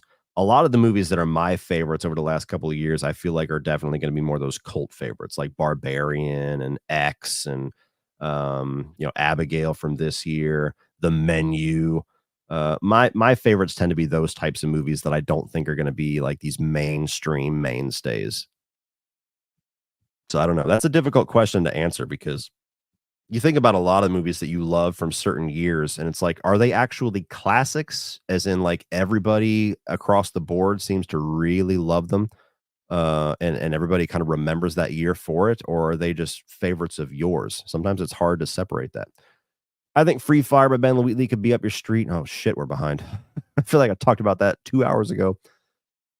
Gun Deal Gone Bad. Yeah, I actually bought that movie when it came out and never watched it. Believe it or not, that's on the shelf back there somewhere. Let's see, F. It's probably I'm probably pointing at it. It's probably right there. There's Free Fire. Rank these characters: Caesar, Indiana Jones, and John McClane. Oh wow, Caesar, John McClane, Indiana Jones. There we go. Easier than I thought. I think Caesar's just got more depth to him. John McClane, I much prefer to Indiana Jones if we're just going to go for an action adventure character. So that's how I would rank them. But all three are awesome. Your thoughts on my hot take: the original Jurassic Park being a straight up horror movie and not the family film it was marketed as. Um, are you? I'm confused at what you're saying. You would have preferred Jurassic Park if it was a straight up horror movie, or are you arguing that it is a straight up horror movie and not the family film it was marketed as? I'm assuming it's the second one. I mean, Jurassic Park certainly has a horror edge to it in spots, but I wouldn't classify it as a horror film. See, like I have a very simple definition for horror is that it's a movie that horrifies you on some level. Then like with Thriller, which people often kind of argue which one is which. Thriller is a movie that thrills you. Jurassic Park is more of like this science fiction adventure film to me. Like the characters are literally going on this adventure. It's almost like they're trekking across this entire, Jurassic period when it's actually just the land that this island, this park property. Um, but it has horror sequences in it. Like I think that the first T-Rex attack and even like the raptors in the kitchen, like I could very easily understand somebody saying that those are like horror scenes. I mean, the T-Rex eating people. That's pretty horrific. So I understand where you're leaning. I wouldn't call it a straight up horror movie, but it definitely has horror style in there. Tom and Jane Punisher is my favorite Marvel movie. What are your thoughts on it? I've always loved that movie. Is it silly in spots? Yes, but I think it's a really good adaptation of the Welcome Back Frank storyline. I love Thomas Jane as the Punisher. To this day, when I think of the Punisher, I still think of Thomas Jane. I don't think of John Bernthal. Um, he's a little hokey, but I think John Travolta works as the villain.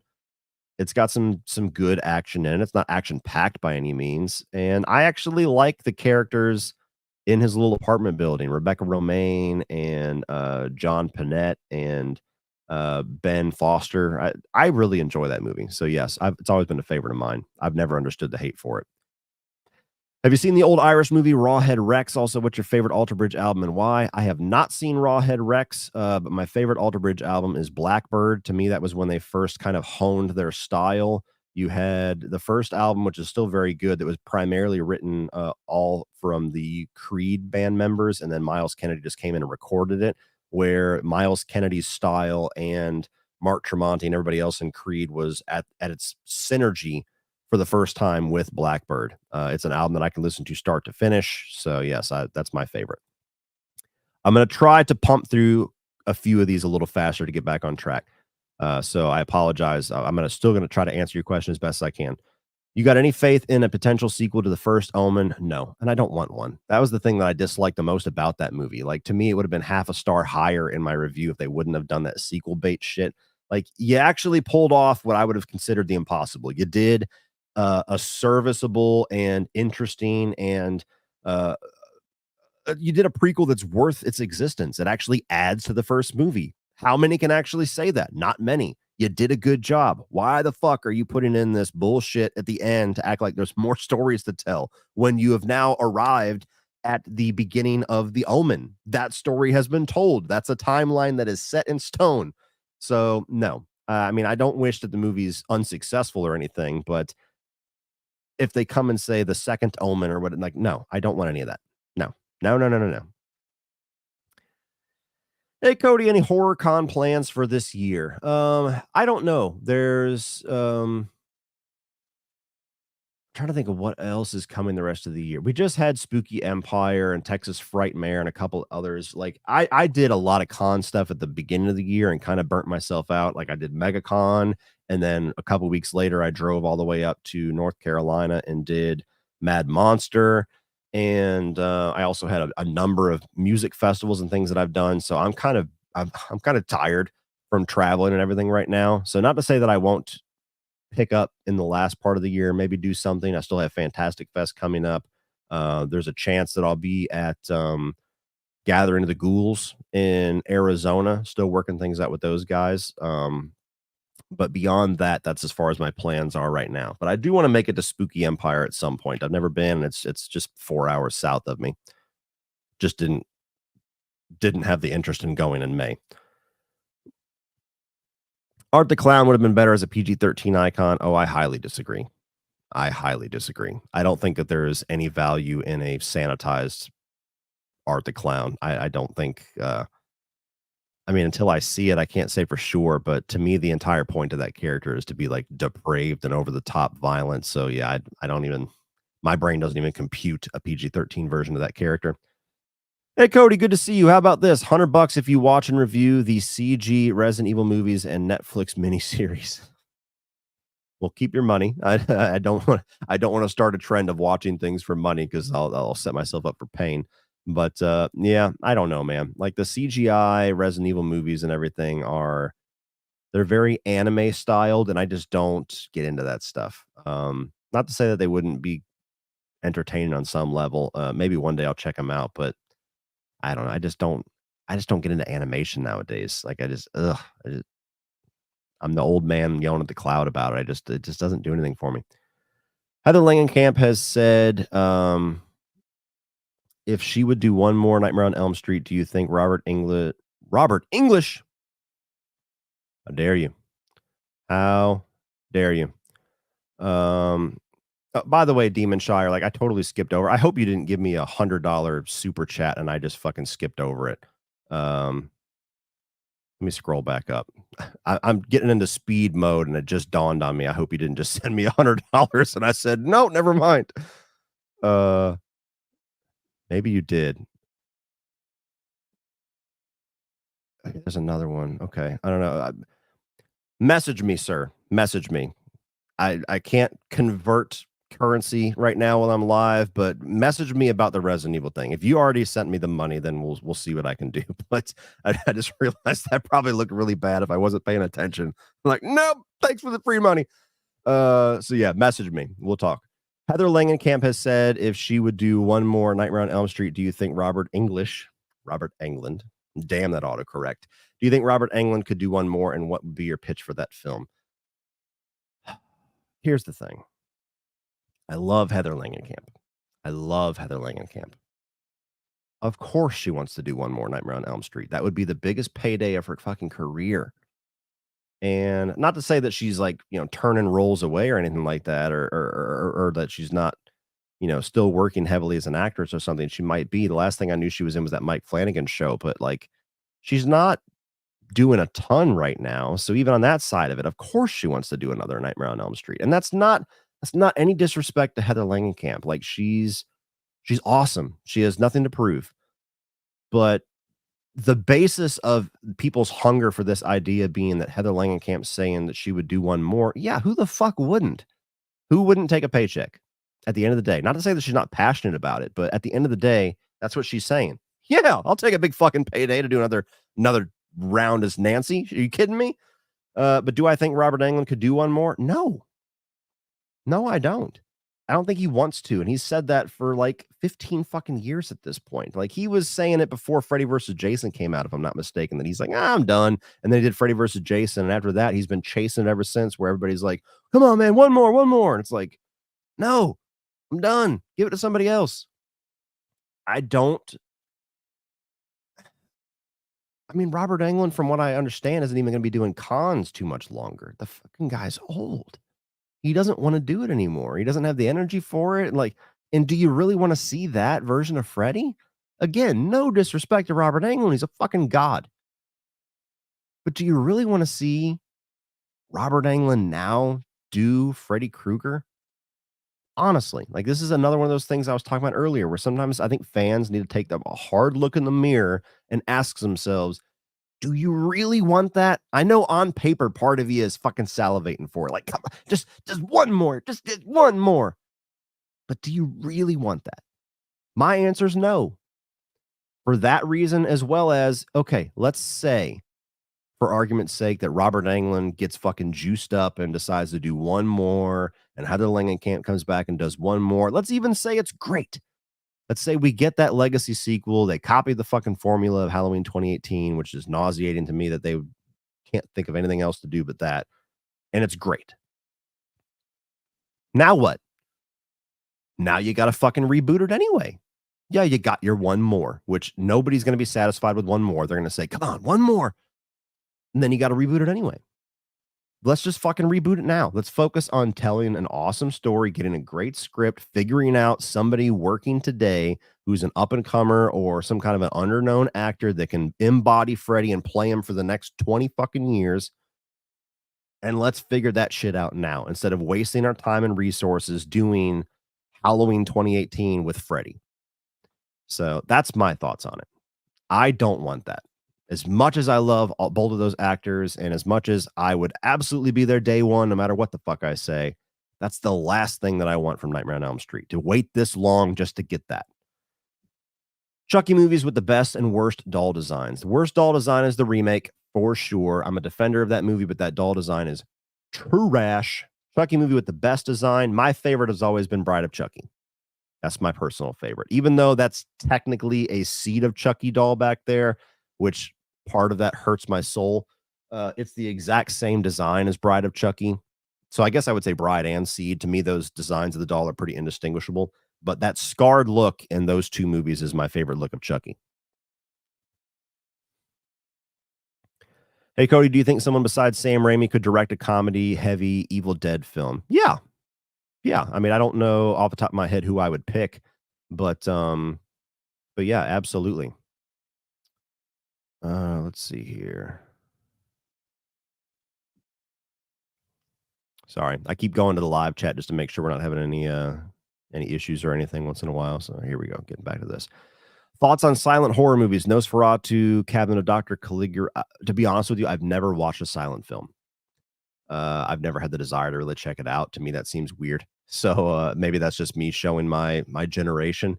Maybe I would like it, but to me, to have a movie with no audio feels odd, and I've never had the desire to take the plunge and check it out. So yeah, I've never seen one. Nosferatu would be the one that I would check out first if I ever do get itchy for it. What's a movie you liked on first watch, but after several rewatches, your opinion on it has changed? For me, it's Jordan Peele's Us. Um, that I liked, and then my opinion changed afterwards. The Nightmare on Elm Street remake, actually. I saw that movie 3 times opening weekend, and the first time that I saw it, I actually loved it. I saw it with a coworker. We got out, this is when they did midnight screenings. We got out of work. We had like 20 minutes. I was like, "Holy shit, we can see Nightmare on Elm Street." So we hauled ass, got to the theater, watched it at midnight. I loved it. Very next day, back at work, we close up a little bit early, just like the night before. Same me, same coworker, and we had our manager there, and we were talking about it, and we're like, "You wanna go check it out? We'll see it again." "Yeah." So we all went, saw it again, and then, fast forward like a day or 2, and it was the weekend that I was off, and, I kinda had forgotten that me and my dad were gonna go see that movie. It was like plans to make plans, and so, he's like, "Hey, you wanna go check out that Freddy movie?" And I was like, yeah, let's go check out that Freddy movie." And so when I watched it with him, I hated it. I don't like it was just something like I loved it, and then like the second time I watched it, I still liked it. I still liked it quite a bit, but I'd come down from it. I was like, okay, like it's still really good. And then when I saw it that third time, I was like, this kind of sucks. And so yeah, that was one that like just in days my experience went down. I'm sure there's some others I could think of, but that's the one that immediately comes to mind. Hey, Cody, love your content. What are your thoughts on another Matrix film? Also, have you seen Wolf Creek? What have you heard or thoughts? I have seen Wolf Creek once. I was not that enamored with it. What are your thoughts on another Matrix film?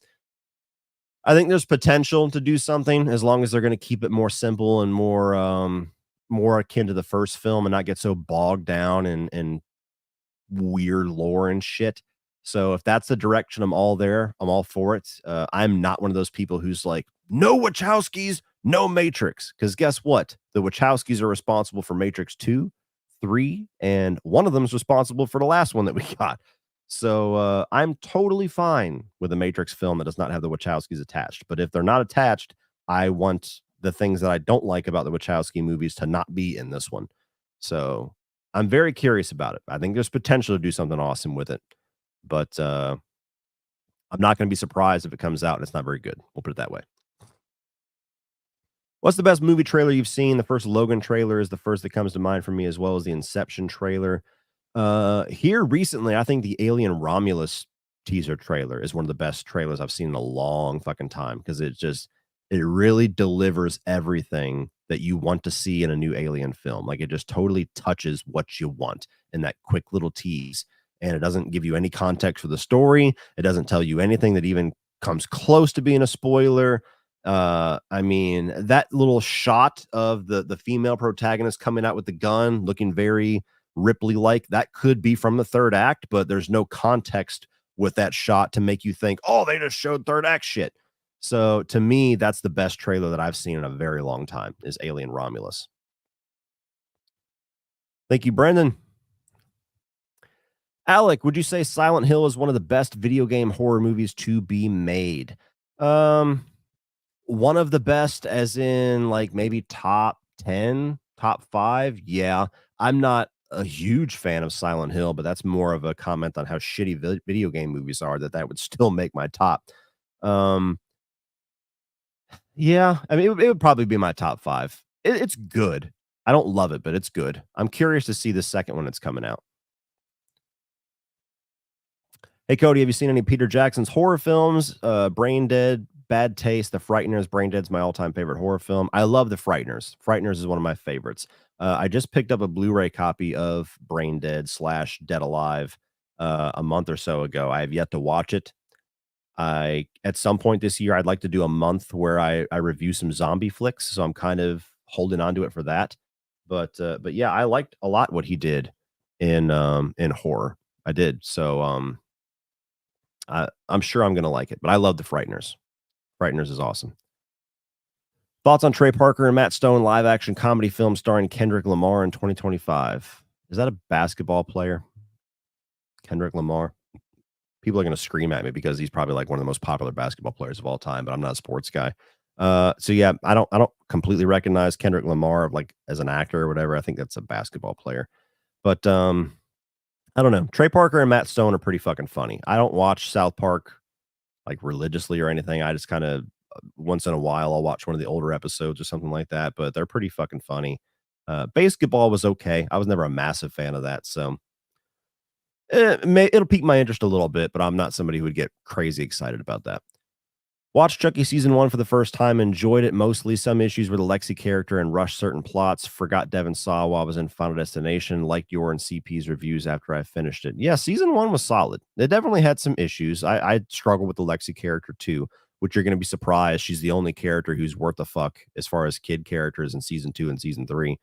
But yeah, season 1 is solid. Season 2 is where they basically completely lost me. And then season 3, I tried my best to kind of hang with it, and they didn't win me back. May not be your niche, but have you ever intentionally watched bad movies? If so, watch anything by Neil Breen, the Ed Wood of our time. Yeah, I'm so busy nowadays that I don't think I'll ever intentionally watch movies I don't think I'll like or bad movies, unless it's like like a campy 80s movie or something where it's just like a sleepaway camp where it's like objectively this is pretty bad, but for some reason it's fucking awesome too. That's a little different, but those are pretty few and far between. Just watching bad movies like I'm gonna do like a binge watch of Uwe Boll movies or something. I never. Huge fan. Thank you. Always wondered your opinion on the original Troll film, the one with the little scary puppet trolls in the apartment. Keep on keeping on. I've never seen that or Troll 2. I've seen scenes of it. It was playing on the TV once when we went to my mom's apartment. I remember that specifically, where there was a little girl like eating a burger or something. She's like, "Rah, rah, rah, rah, rah." Like I remember that scene for some reason. But no, I've never seen either Troll film. I don't know.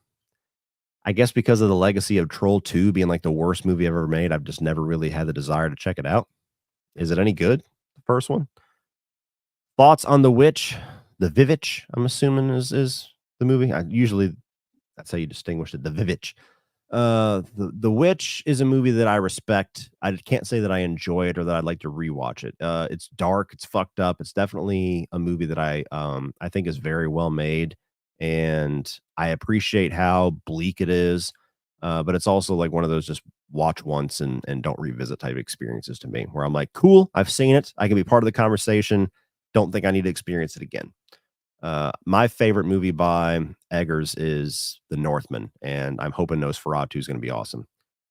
Ranking suggestion: most rewatched films. Yeah, that'd be a good one. I'm not one of those people that logs their watches. Like I think Brian or somebody does that, where they log their watches on Letterboxd, old movies and new ones. So that would be interesting. I'd be curious if there was like, if this was the Matrix or something, and there was somebody that could just pull up the data on like movies that I've rewatched the most. I'd be very curious of what movies would land on that list. But yeah, interesting idea. Have you been in the situation of showing your friends or fam your most beloved films and they give it a lukewarm reaction only because they were on their phone for a majority of the viewing? My wife, almost every movie we watched together. Yes. Um, I have that experience more times than not, unfortunately. A lot of times, with these newer movies, I'll recommend to my dad, and it's not like I'm sitting there watching them with him, but my dad works a lot, so he falls asleep a lot. He'll get in his chair and get comfortable and doze off in a movie, and then he'll lose interest in the movie, and he'll like hold the movie accountable for putting him asleep. It was a running joke for a while where if I give him a movie, he'll come back and be like, "Yeah, it sucked." I'm like, "Did you fucking fall asleep? God damn it!" Because that's why you're saying it sucked. My wife doesn't really get into movies so much. Like it's funny. There's specific things that'll really draw her interest. It's mostly TV series or documentaries where she'll be like laser locked in. Everything else, this is how she watches TV. And so I've stopped like putting on a movie that I get really passionate about and trying to like engage with her. Like I'll watch it while she's in the room and have a good time. But I've stopped with the, oh my God, have you never seen this? Oh, prepare to have your life changed. And watching it and like you're looking over at them during certain scenes because she just doesn't engage with movies the way that I do. And I've just kind of, it is what it is, just different personalities. But yes, my wife is the world's worst at that, where I'm really like into something or like I love a movie, I try to show it to her and she just doesn't really pay it the attention that I think it deserves. So I end up getting like offended. Hey, Cody, huge fan of your channel. I was curious on your thoughts of Mute Witness from the 90s. Just watched it blindly and enjoyed it more than I thought. Also, did you happen to see the 2023 film Divinity?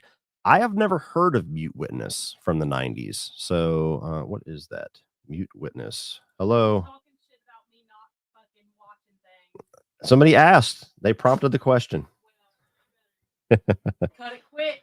I did. Anyway, yeah, she heard that, but she can't pay attention to the fucking movie. That's that wife hearing. Mute Witness, 1995 horror film written directed by Anthony Waller. Yeah, I have never heard of that one. So no, I don't have any thoughts on that one. Divinity, I almost saw at Fantastic Fest last year, but we decided not to because it was already a late night. It was going to play at like midnight, and the follow-up showings, I basically had someone point blank tell me, they're like, "You're not gonna like this movie." And I was like, "Okay, I trust you. I'll watch something else." Not to say that I should do that. Even me as a reviewer, I always try to tell people, like, I give you a recommendation, like if you should wait for streaming or if you should skip it based off of like if your taste aligns with mine. But I always champion checking it out yourself because I can't tell you how many times somebody has said, "You'll love this," and I don't, or "You'll hate this," and I don't.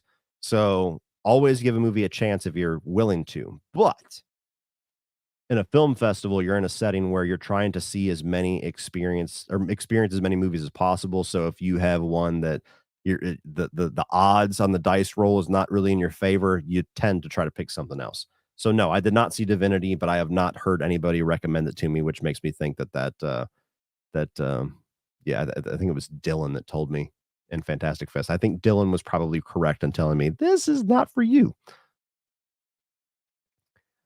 I watched Frailty. It was amazing. Want a remake? Yes, that is awesome. I'm glad you watched Frailty. It's one of my favorite movies of all time. And that's one of those movies that I love hearing that I've turned somebody on to. So thank you. Do I want a remake? Fuck no. Leave it alone. Leave it alone. Autop streamed the movie. Cody, Danny McBride, naturally. Sean, Chris Evans. Don't you dare. Don't you dare blow up Uncle Sean's ego like that. Give him a handsome son of a bitch like Chris Evans. Give me the fucking hairy fat guy. I'm just kidding. I love Danny McBride. Brian, Simon Pegg. Yeah, that's pretty accurate. Charles Steve Burns. You could just put Bluey. Charles Bluey. That's pretty fucking funny. That's a good one there. Yeah. So yeah, everybody tells me, and not everybody, I have gotten thousands of comments at this point saying that I sound like Danny McBride. I love Danny McBride, so I would take that as a compliment. I still don't hear it. I certainly don't hear it.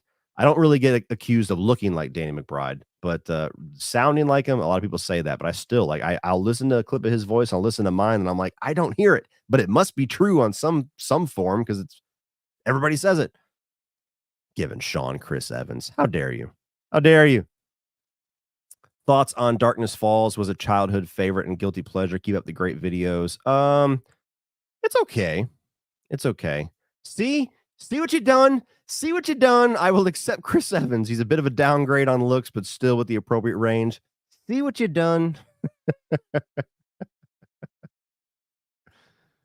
See, talk about women hearing. That was Sean's hearing.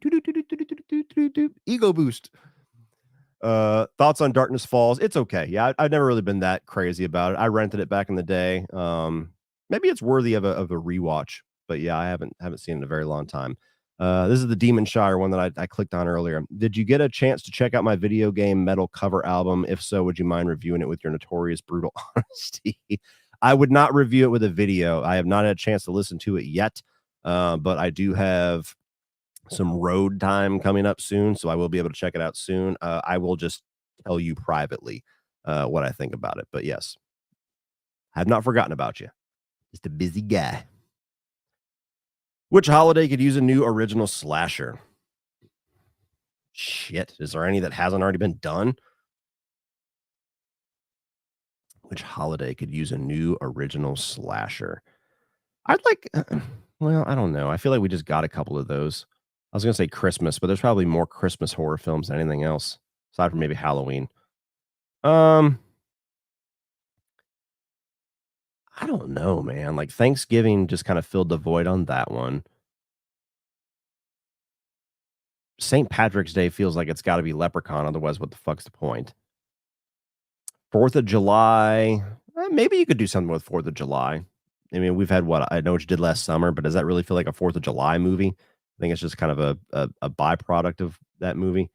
I'll say 4th of July. I don't really have a pitch for you right now, but that's one that feels like there might be some potential to milk.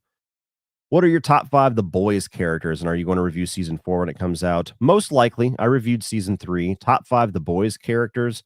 Well, I feel like number 1's gotta be, The Butcher, number 2's Homelander, number 3 is Soldier Boy. Beyond that, I'm not really they're all good characters, but that the top 3 is really all I'm that passionate about.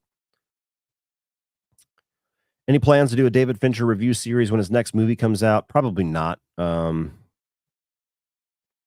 I do need to review some of his films, so I might review some of them. Like, I still haven't reviewed Seven, I haven't reviewed Fight Club.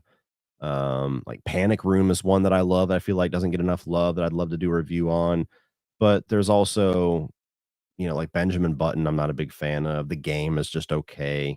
I reviewed his last 2 movies that I thought were just decent, the Netflix ones. So I don't know. I won't say no, but it's not an idea that immediately excites me. But I do, regardless, if I have the time and I'm like really jazzed up about the new David Fincher film, it's not something he's just throwing on Netflix. I might do a review for some of the classic ones that I have yet to review for, but a whole series, probably not. What would you like in a Freddy versus Jason sequel? Well, let's assume that it's back in 2003. I certainly don't want it now. I thought it would have been obvious to either include Michael, Pinhead, or Ash and do that. You have to bring somebody else in. Just Jason and Freddy going at it again, I don't think would have been interesting. But if you bring in a third party, I think you could have done something with it. But that time is far past. So Michael would have been the more popular pick, but you would have never gotten the rights. Would have never gotten the rights. Pinhead would have been a lot easier to get the rights for, and maybe Ash to have like a good guy in there. I think that would have been something interesting there. That would have been the most fun version, I think, of it. But yeah, that time has gone and passed. How would you rank these movies? Halloween 4, Friday 4, Nightmare 4, TCM 4. Do you think you would go insane watching all of the Amityville sequels? Yes, I would. There's a reason why we did not include Amityville in was it Unholy Terrors that we did not too long ago? Because it was like, fuck, there's like 42 of these. Let's see. I would say Friday 4, surprisingly, is the best of those. Then I would put Nightmare 4, Halloween 4, and then like 30 Feet of Shit, and then TCM 4. Just saw the movie Possession from 81. Fucking nutso. Thoughts? If you haven't seen it, its practical effects are nuts. Also, shout out to Frankenstein's Army. I have not seen Possession. I feel like we're getting a lot of recommendations today on movies I have not seen, and it's making me feel like I'm uneducated. Possession from 1981, looks like. No, I have not seen that one. Interesting. Practical effects, huh? That piques my interest. I'll try to put it on my CVS receipt length list of movies to watch. Hey, Cody, Flanagan supposedly fixing Exorcist. I don't know. I mean, that's what I heard. I don't know if they confirmed it or they just confirmed that he was being circled for it. He is probably the one name that you could use to unite the horror community and give the next Exorcist a chance. Aside from those that did like Exorcist Believer, it does have some fans. But yeah. I'm not gonna say that like him being in it makes me think this is obviously gonna be awesome, because I still think there's gonna be some limitations to just The Exorcist always being a property. I never understand being a franchise, but after what I would certainly call the disaster of Exorcist Believer, that is the one thing that they could do that would renew my faith is like, okay, forget that last one. We fucked up. We're starting fresh, and Mike Flanagan's doing it. I'd be like, okay, all right, we'll see what you got. But yeah, he's the guy to do it for sure. Which Ice Cube Friday is the best? The original, by a landslide. By a landslide. The original is a comedy classic. Next Friday is decent. I never really cared for Friday After Next. And if they ever do one where they get Chris Tucker back in it, that would certainly interest me, like last Friday or something like that. But I don't think it's going to happen. But the first one by a landslide is the best. If only you decide the next 31, what would it be? Well, I'm assuming you don't mean this October's because that's set in stone. So, um, the idea that I currently am excited about that I have not really brought up to the other guys yet because I haven't done the math on it yet, is zombies, because we have 28 years later, supposedly coming out next year. If it in fact comes out next year, that's something that I think I would, if it was just me, if there's no autop stream, there's no anybody else to bounce the idea off of and get opinions off of, that's probably what I would do next October. But then again, I have ideas all throughout the year, and it always changes which ones I'm most excited about. And they announce movies that weren't announced before, and then that excites me about what that new release is. So yes, I would say zombies. We haven't done anything like that yet, so maybe I just spoiled what next year is going to be. Maybe I'm just going to, as soon as I get off this live stream, I'm just going to text everybody and be like, "This is not a democracy. We're doing zombies next year." No question, just a comment. You have the best hair in movie YouTube. Keep up the good work. Oh, look at thank you. At least I got one good quality. With your Sarah Connor take, did you not think Dutch was a top final guy, or did you forget about him? Also, are you a Tool fan? American Horror Story, Roanoke in 1984, the best. Interesting. I have never heard anybody say 1984 is good, let alone the best.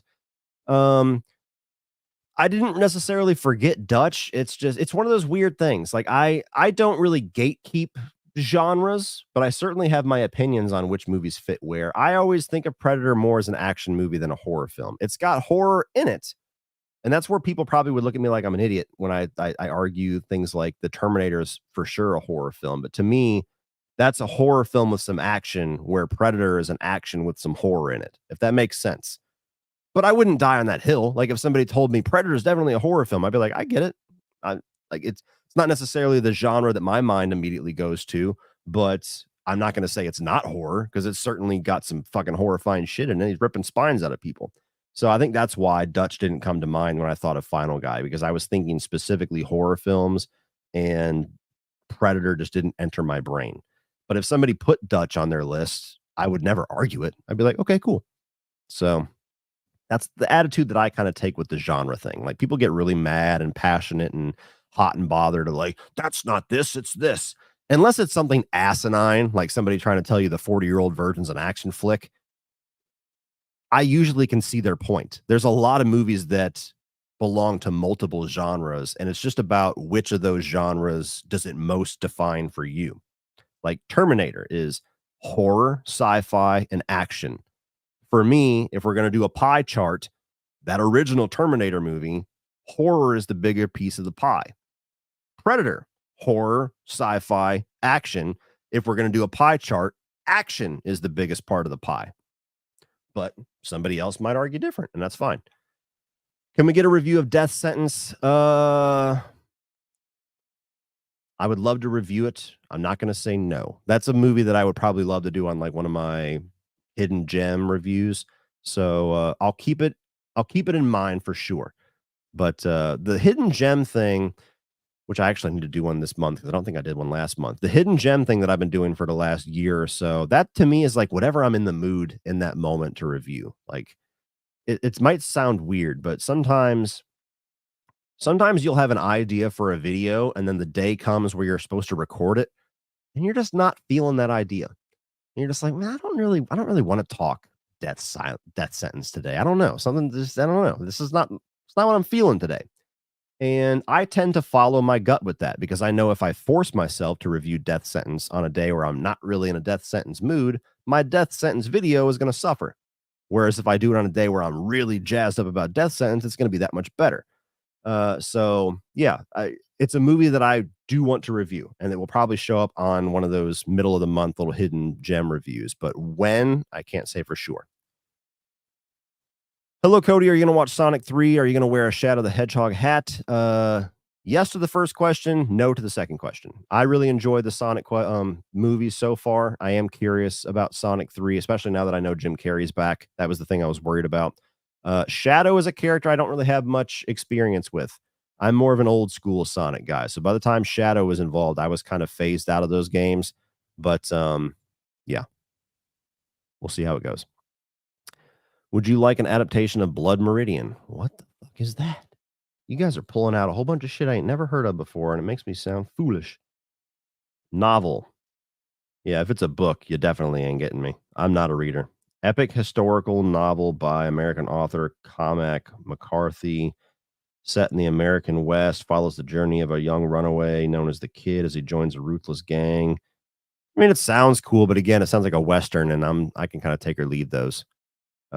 Yeah, for future notice, guys, I'm not really much of a reader. So if you pull out book stuff, unless it's been adapted into a movie or a TV show, I probably have never heard of it. What is your dream tour lineup? Mine would be Creed, Alter Bridge, and Tremonti. You're just not going to give Mark Tremonti a break, huh? He's just going to fucking play for 4 hours straight. Oh man, I'm with you though. That'd be cool, but that poor bastard. Um, Dream tour lineup. So we're going to go into the fantasy realm. So like everything's on the table, even artists that have passed away. I would love to see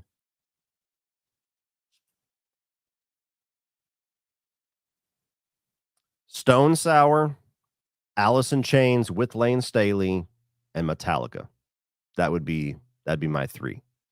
I'm sure I could think of some more, but that's the one that came out first. So that's my gut answer. Top childhood movies list coming soon. I don't know about coming soon, but it is an idea I have written down. I've got a whole text document. Every time I get a good idea for a video, I throw it on there. And sometimes when I'm looking at my calendar for the month, if there's a lot of empty spaces, slower month, I'll open that list and be like, that sounds cool. But also see my answer for Death Sentence. Like when I'm in the mood to do the top childhood movies is when it'll happen. And so I can't guarantee when, but that is an idea that I think will be fun because I don't often get to talk about those types of movies. Like, obviously, a lot of my favorite childhood movies are, you know, Child's Play and Back to the Future and Terminator and things like that. But you also have things like Heavyweights, a lot of Disney Channel original movies like Johnny Tsunami and Little Monsters and all these things that I think would be fun to do a video on. Sorry, I've got like borderline hiccups this afternoon for some reason. I keep getting like this silent hiccup feeling. Thoughts on Ralph Macchio and Jackie Chan starring in a new Karate Kid movie? I don't know enough about it to really say one way or the other. I can just say that the idea that we're finally going to wrap up Cobra Kai and hopefully do a good job with it is preceded by them announcing this movie that is, it seems pretty likely that the show is going to end on something that bleeds right into the movie. To me, that's just like, not desperation, but just like inability to end something, just inability to let the property go. It's like, what else can we do while the iron's hot? And I don't care for the Jackie Chan movie. So I mean, I love Jackie Chan, but it doesn't excite me on paper. We'll say that.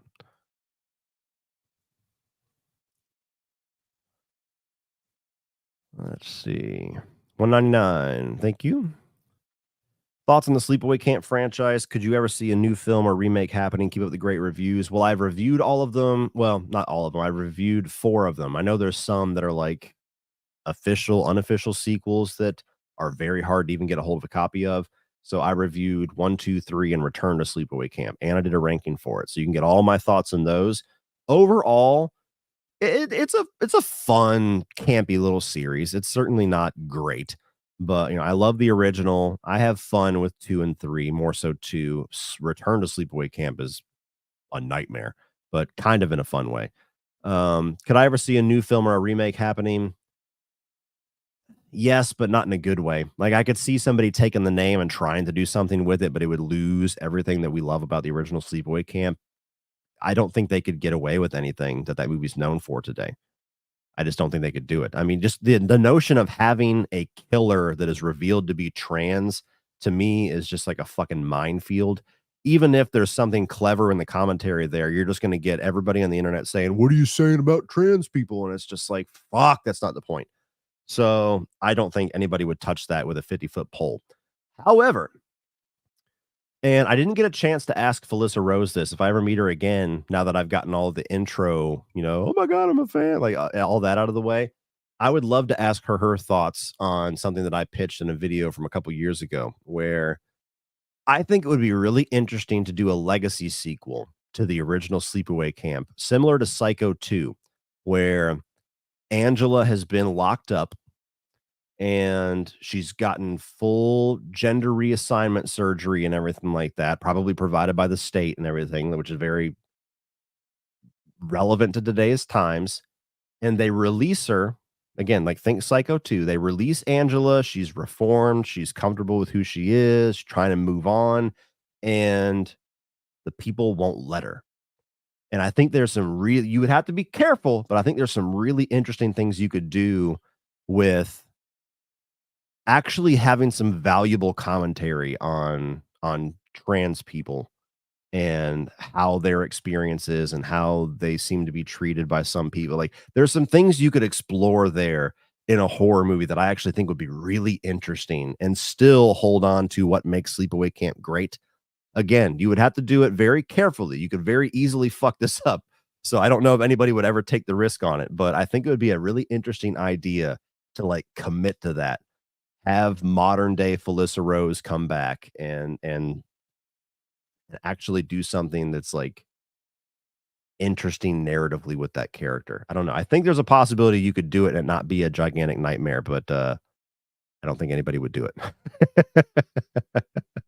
I don't think anybody would do it. Oh, just did that one. Absolute worst movie you've seen in theaters. I mean, recent ones: Winnie the Pooh, Blood and Honey, Jeepers Creepers Reborn. Um,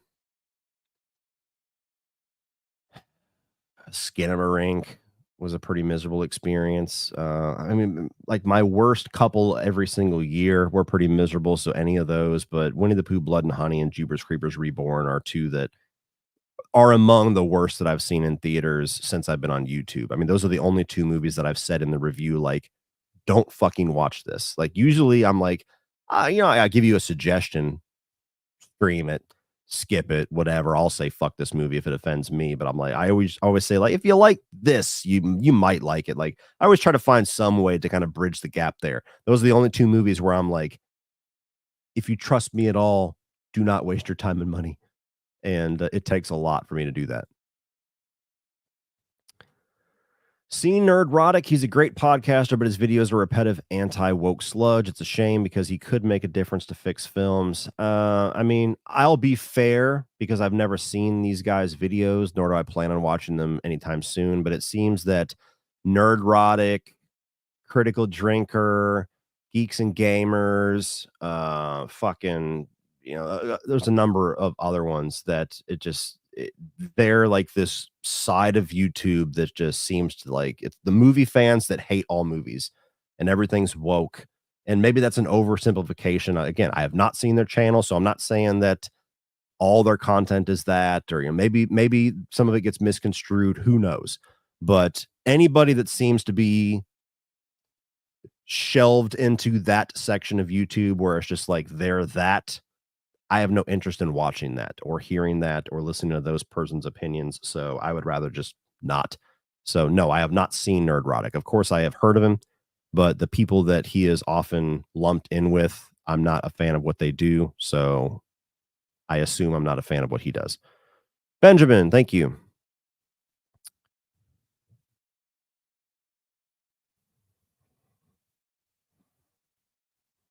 All right. Caesar, thank you. Please get off my door. Hey, no, no, no, no. I'm live, baby.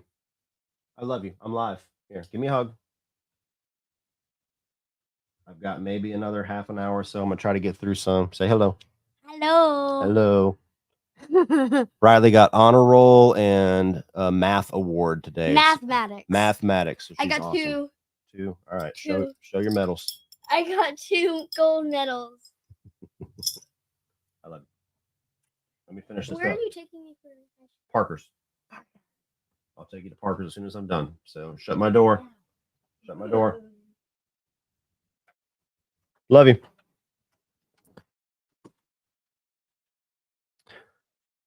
All right.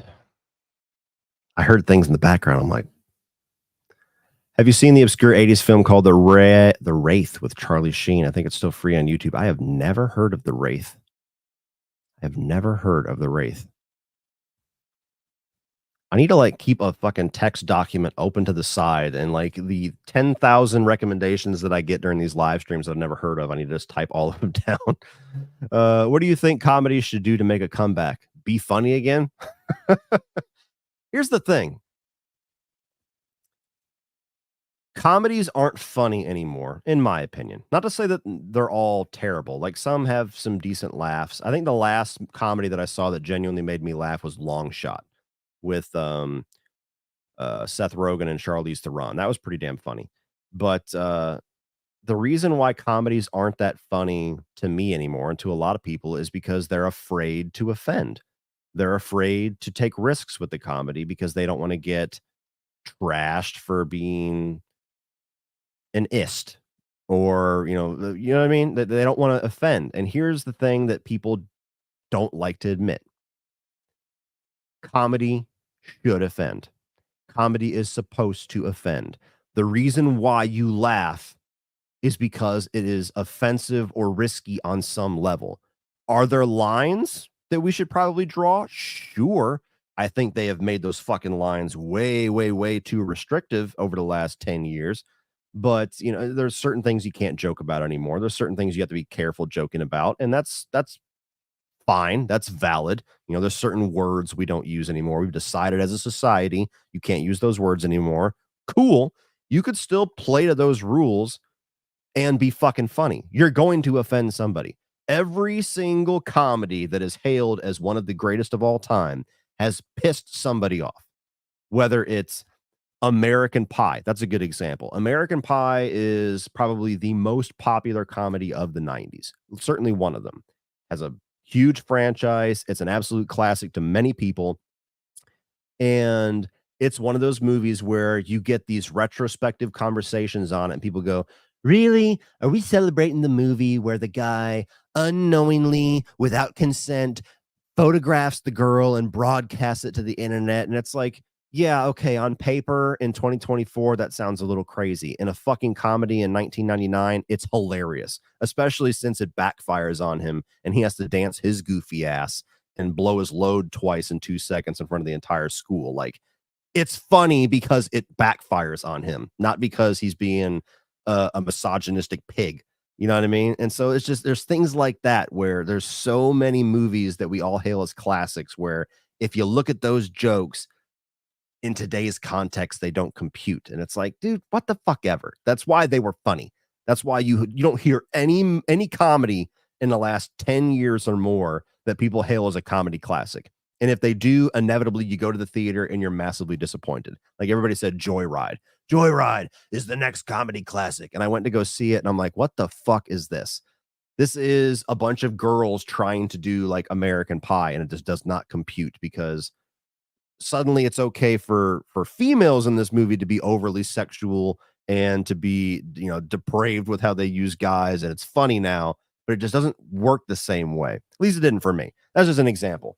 But yeah, that's what comedies need to do to make a comeback. They need to have balls again. They need to not be afraid of offending people, because that's what makes most great comedy fucking funny, is that it's wrong on some level.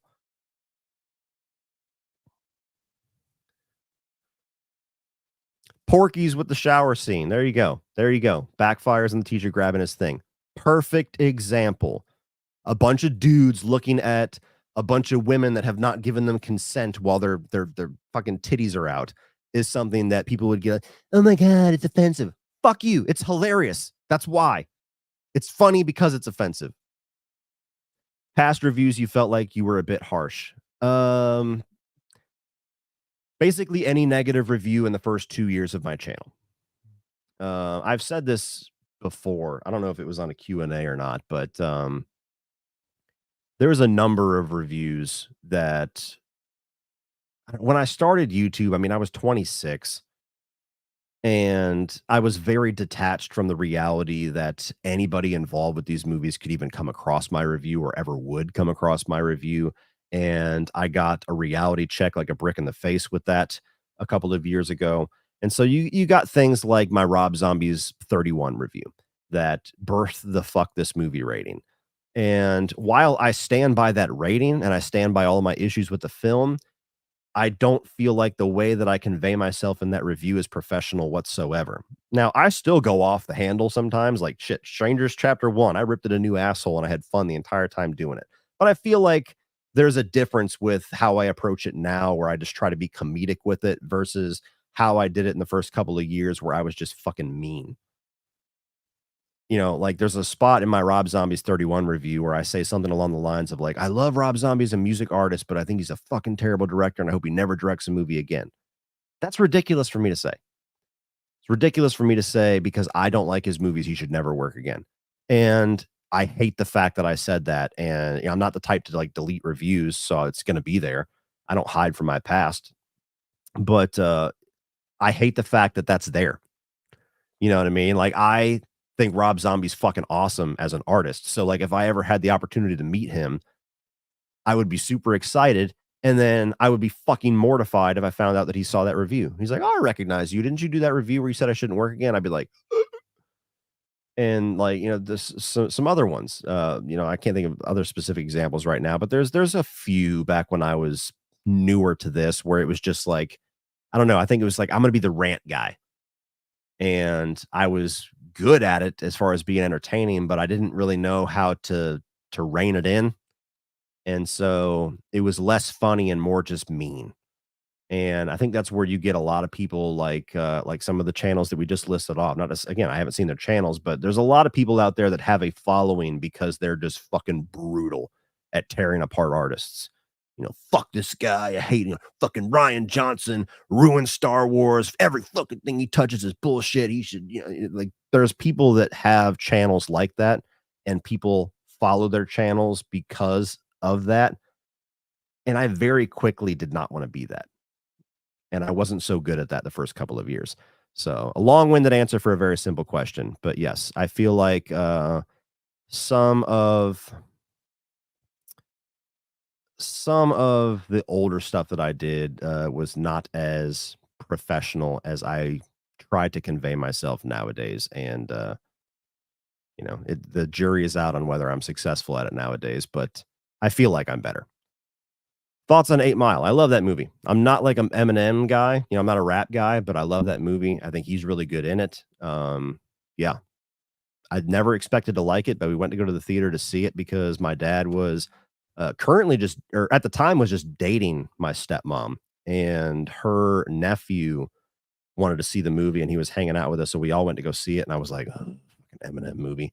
And I loved it. And I've always loved it. Hope you're doing well, Cody. In a battle between Sarah Connor and Ellen Ripley, who would win? I'm taking Sarah Connor on that one. I love Ripley. Love you, Ripley. Sarah Connor's a bad motherfucker, though. As a super fan of the recent Apes trilogy, I finally checked out Kingdom last night. Was in love. If they stick the landing on another trilogy, do you think this saga could reach legendary status? I think it already has reached legendary status, to be honest with you. But yeah, if they get another trilogy that has even somewhere around the success of those last 3 movies, I think it's easily cemented as like one of the greatest franchises of all time, like without argument. Wanted to say I'm a big fan. Keep it up. You're the man. Thank you, Jameson. Thoughts on Trick or Treat? In my opinion, it's the best anthology. I agree with you. I don't typically like anthology movies. Most of them, I find pieces of them to be interesting, but as a whole, I don't love it. Trick or Treat is the exception. I absolutely love that movie. If you ever made it to Portland, Oregon, you have to check out Movie Menace. I'm assuming I meant Movie Madness. It's 3 largest physical media rental store in the world. Ooh, I'll keep that in mind. I would love that. Die Hard or T2, those are literally my top 2 favorite movies of all time. More times than not, I say Die Hard's number 1 and T2 is very close. But I mean, if I'm really going to be honest, they're like tied for number 1. Those are 2 movies that are very hard for me to pick between. I mean, on one hand, you have more grounded action, a little more character, and comedy and things like that in Die Hard, whereas T2 is just like the perfect sci-fi action film. But those are literally my number 1 and my number 2 of all time. So yes, is the answer. What do you think modern comedies should do or have? Asking as a wannabe screenwriter. Well, I just went on a big ass fucking rant about 3 minutes ago. So that's the thing. It's like, don't be afraid to offend. Like, there's obviously some things that you can't do that is just never going to be greenlit. You're never going to get backing for. But I just feel like comedy is so fucking sanitized that it's not funny. You know, safe comedy is not funny. Comedy has to be risky. Are we ever going to get a Barbarian physical release? I would love to actually own it. Who the fuck knows, man? I think it's asinine that we don't have one. I don't know. As popular as that movie was, to me, it was just like leaving a ton of money on the table. Tony Chabby, thoughts on the worst director, Uwe Boll? I don't really have a passionate answer for that, because usually when people make a couple of movies I don't like, it is what it is. But Uwe Boll, I think, has the track record of being the worst, so he's probably an easy answer for it. And he doesn't take any criticism. He thinks his movies are awesome, and he thinks everybody else is the problem, which makes it even worse. Grape Addict, unpopular opinion, Rise is better than Dawn, in my opinion. I think it's because it's always said to be the best, and I seen it was your favorite, and I think I just had extremely high expectations. I understand that. I have that response to things sometimes when it's the popular answer. Sometimes it like the sense of it being a bit overrated kind of overtakes it a bit for me. I love Rise. It's my number 2 to my number 1, which is Dawn. So it's I'm not offended at all. Anything in that trilogy you tell me is your number 1, I'm not confused whatsoever. But as much as I love Rise, I think Dawn is twice as good. How many movies do you watch a week on average? 4. I mean, 1 new release for sure most weeks. Yeah, 4 to 6 probably. I try to watch a lot of like cooking channels and like Impractical Jokers and things like that in my downtime. I need to like a break from movies. Even movies that I love exhaust me sometimes. So somewhere from between 4 and 6. Sorry if this has been asked already, but is there any update on the cooking channel? No. The difficult part is that I don't really have a set area in my backyard that I think is aesthetically pleasing enough for a backdrop. That's the thing that I'm currently struggling with. I have plans to do a floating deck and some kind of patio out in my backyard that I could formulate into some kind of at least a on again, off again set. But right now I don't really have that. So that's the only thing holding it back at the moment. I'm sure it's going to happen at some point this year. I already have like an idea for the name of the channel. I already have ideas for the first couple of videos. I might do some dry runs and put them on Patreon just to kind of cut my teeth a little bit. But as far as like an official launch, I don't have much of an update yet. That's the only thing holding me back is a set. What's up, Cody? According to some rumors, looks like Capcom is planning on remaking RE1 for 30th anniversary, plus RE9 coming as well. Let's fucking go. If those rumors are true, then somebody up there likes me, because that is exactly what I want. So that's awesome. Always thought Rob Zombie would be perfect for directing a Texas Chainsaw movie. Do you think he could make that franchise interesting again? I mean, he already kind of made one. House of a Thousand Corpses is basically his Texas Chainsaw Massacre, right? So, I get, especially when people are like, why did he do Halloween? He seems like he would have fit the other one. I get that, but I also feel like that's so obvious that it's kind of uninteresting. Like, do I want to see Rob Zombie's take on Texas Chainsaw Massacre? I feel like that's just another Rob Zombie movie. Thoughts on Trick or Treat? It's the best anthology. Is this a repeat? Or is this somebody different? The way it tells stories is so different and unique compared to most others. The way the stories are the main one instead of splitting them. Would love to see a review on it. I haven't reviewed it, have I? Maybe I'll do that this October. But yes, I agree with everything you said. I absolutely love it. Absolutely love that one. Why is it the New Line is so scared to recast Freddy and bring in an up-and-coming actor or an unknown to play him? Like, are fans really that mind stuck that it's only got to be Robert Englund? Yes.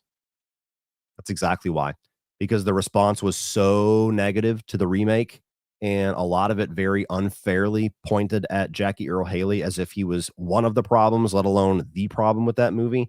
They absolutely know that the fan base, the majority, the loud part of it for sure, wants Robert Englund or nothing.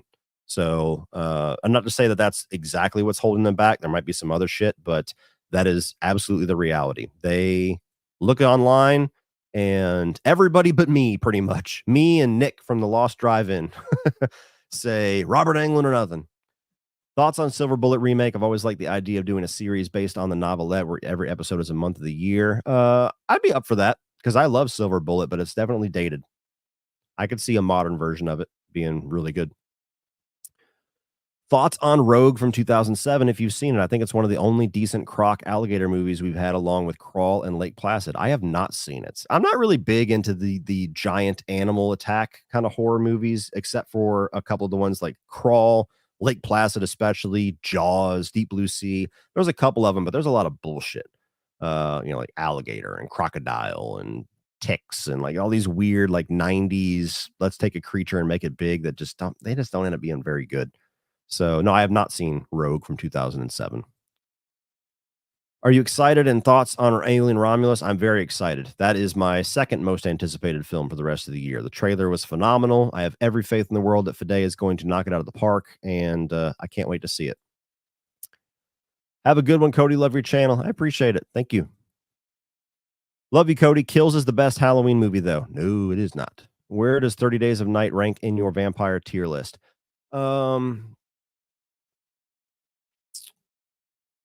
It would probably make my top 10, but it'd be towards the bottom of that. Well, no, it didn't make my top 10. It'd be my top 15. It'd be my top 15. I've never loved 30 Days of Night the way that everybody else does. I love aspects of it, but like I just did my top 10 and it wasn't in it. It would probably be 11 or 12. Hey, Cody, wondered if you've watched Supernatural. If so, would you like to hear your thoughts on, or would like to hear your thoughts on one of my all-time favorite shows? I loved that show, and I watched all the way through to like season 10. Whatever season ended with Dean turning into a demon, where the season ends with him opening his eyes and his eyes are black. That was the last episode that I watched.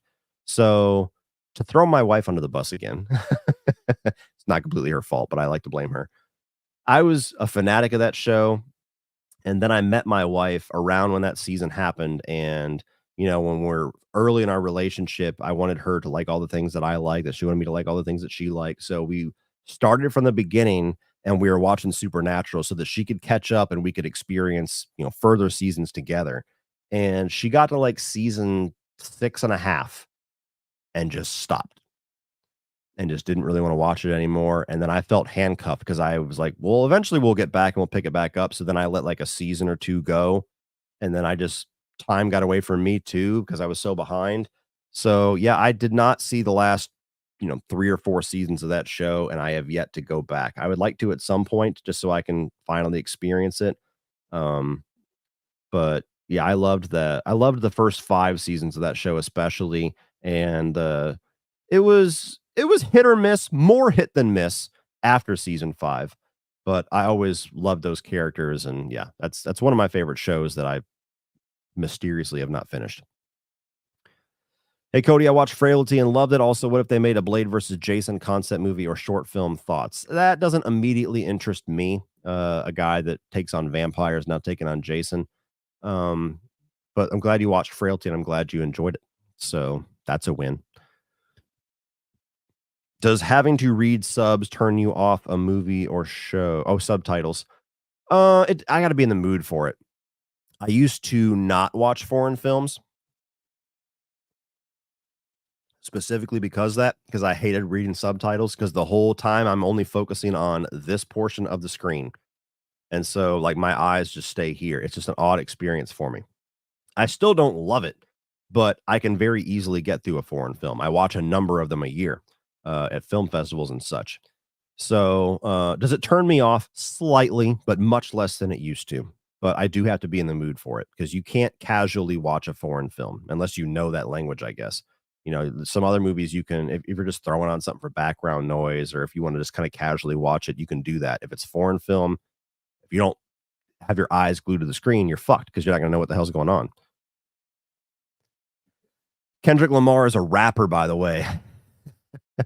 The chat was laughing at your ignorance. Well, hey, like I don't. Who am I thinking of then?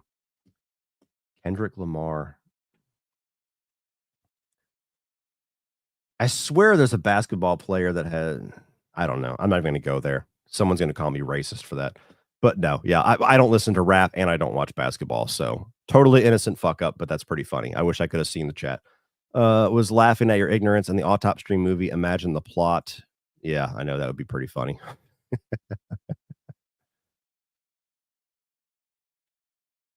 Would you ever consider diving into reading and reviewing horror literature novels? Always enjoy your content, Horror King. I appreciate it. Thank you so much. I ever consider diving into, I mean,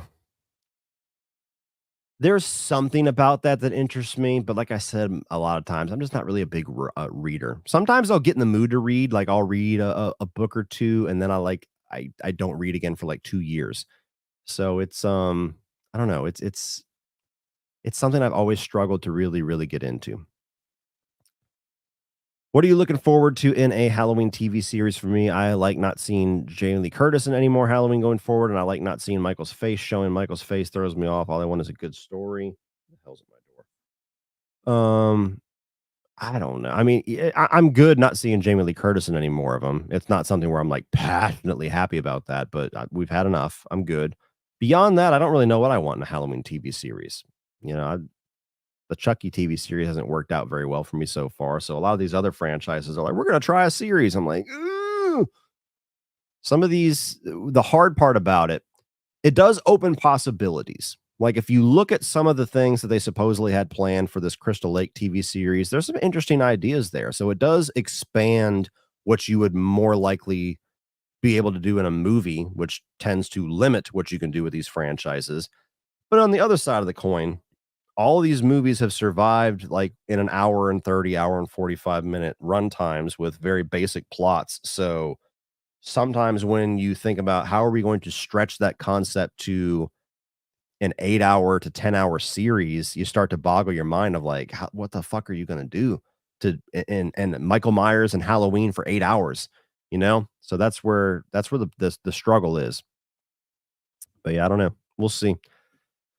Will you do a hot takes video for all movies? I so far that video has performed extremely well. So I do have the second half of it that's going to come out here at some point in the next week or so. But yeah, I would like to do them for certain franchises and genres and other things. Like, you know, we'll do like, what's your action movie hot take? So what's your Friday the 13th hot take? So I think there's a lot of potential to do a lot of those hot take things because you guys seem to enjoy it, and I certainly enjoyed it.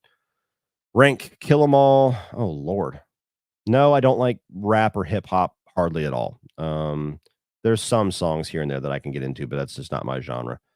Rank Kill 'Em All, Ride the Lightning, Master Puppets, and Justice for All on the Black Album. Master Puppets, Black Album, Ride the Lightning, Justice, Kill 'Em All. Alan is a great final guy. Just kidding. Blah. Blah. Jeepers Creepers Reborn and Strangers are my favorite reviews. Awesome. I had fun with those too. Sometimes movies just need a good old comedic rant. Looking for Mr. Goodbar, 70s drama that goes dark. That sounds like a fucking candy bar commercial. Thoughts on the Knuckles TV series? I didn't watch it. I heard that Knuckles is barely in it, and I would have not had much interest in seeing it, even if Knuckles was the star of it. So didn't seem like I was going to care for it. Finally watched The Shield on your recommendation. Hell yeah. Love the show. My only two nitpicks. Ronnie is underused early on, and season 5 was a bit slow in the beginning. How would you rank the seasons and stories? I can agree with both of those. Ronnie was pretty underused, but let's see, ranking the seasons. Whatever season had fuck. Actually, season 5 might be my favorite. That's the one that Forrest Whitaker came in on. Either season 2 or season 5 at the top, and then, you know, the other one right below that.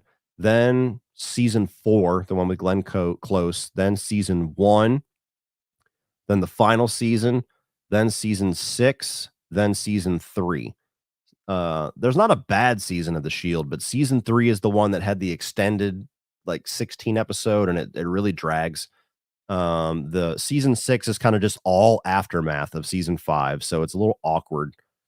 You can watch season 5 and season 6 as one long season, but then it's kind of long and drawn out like season 3 is. Beyond that, they're all like pretty top notch.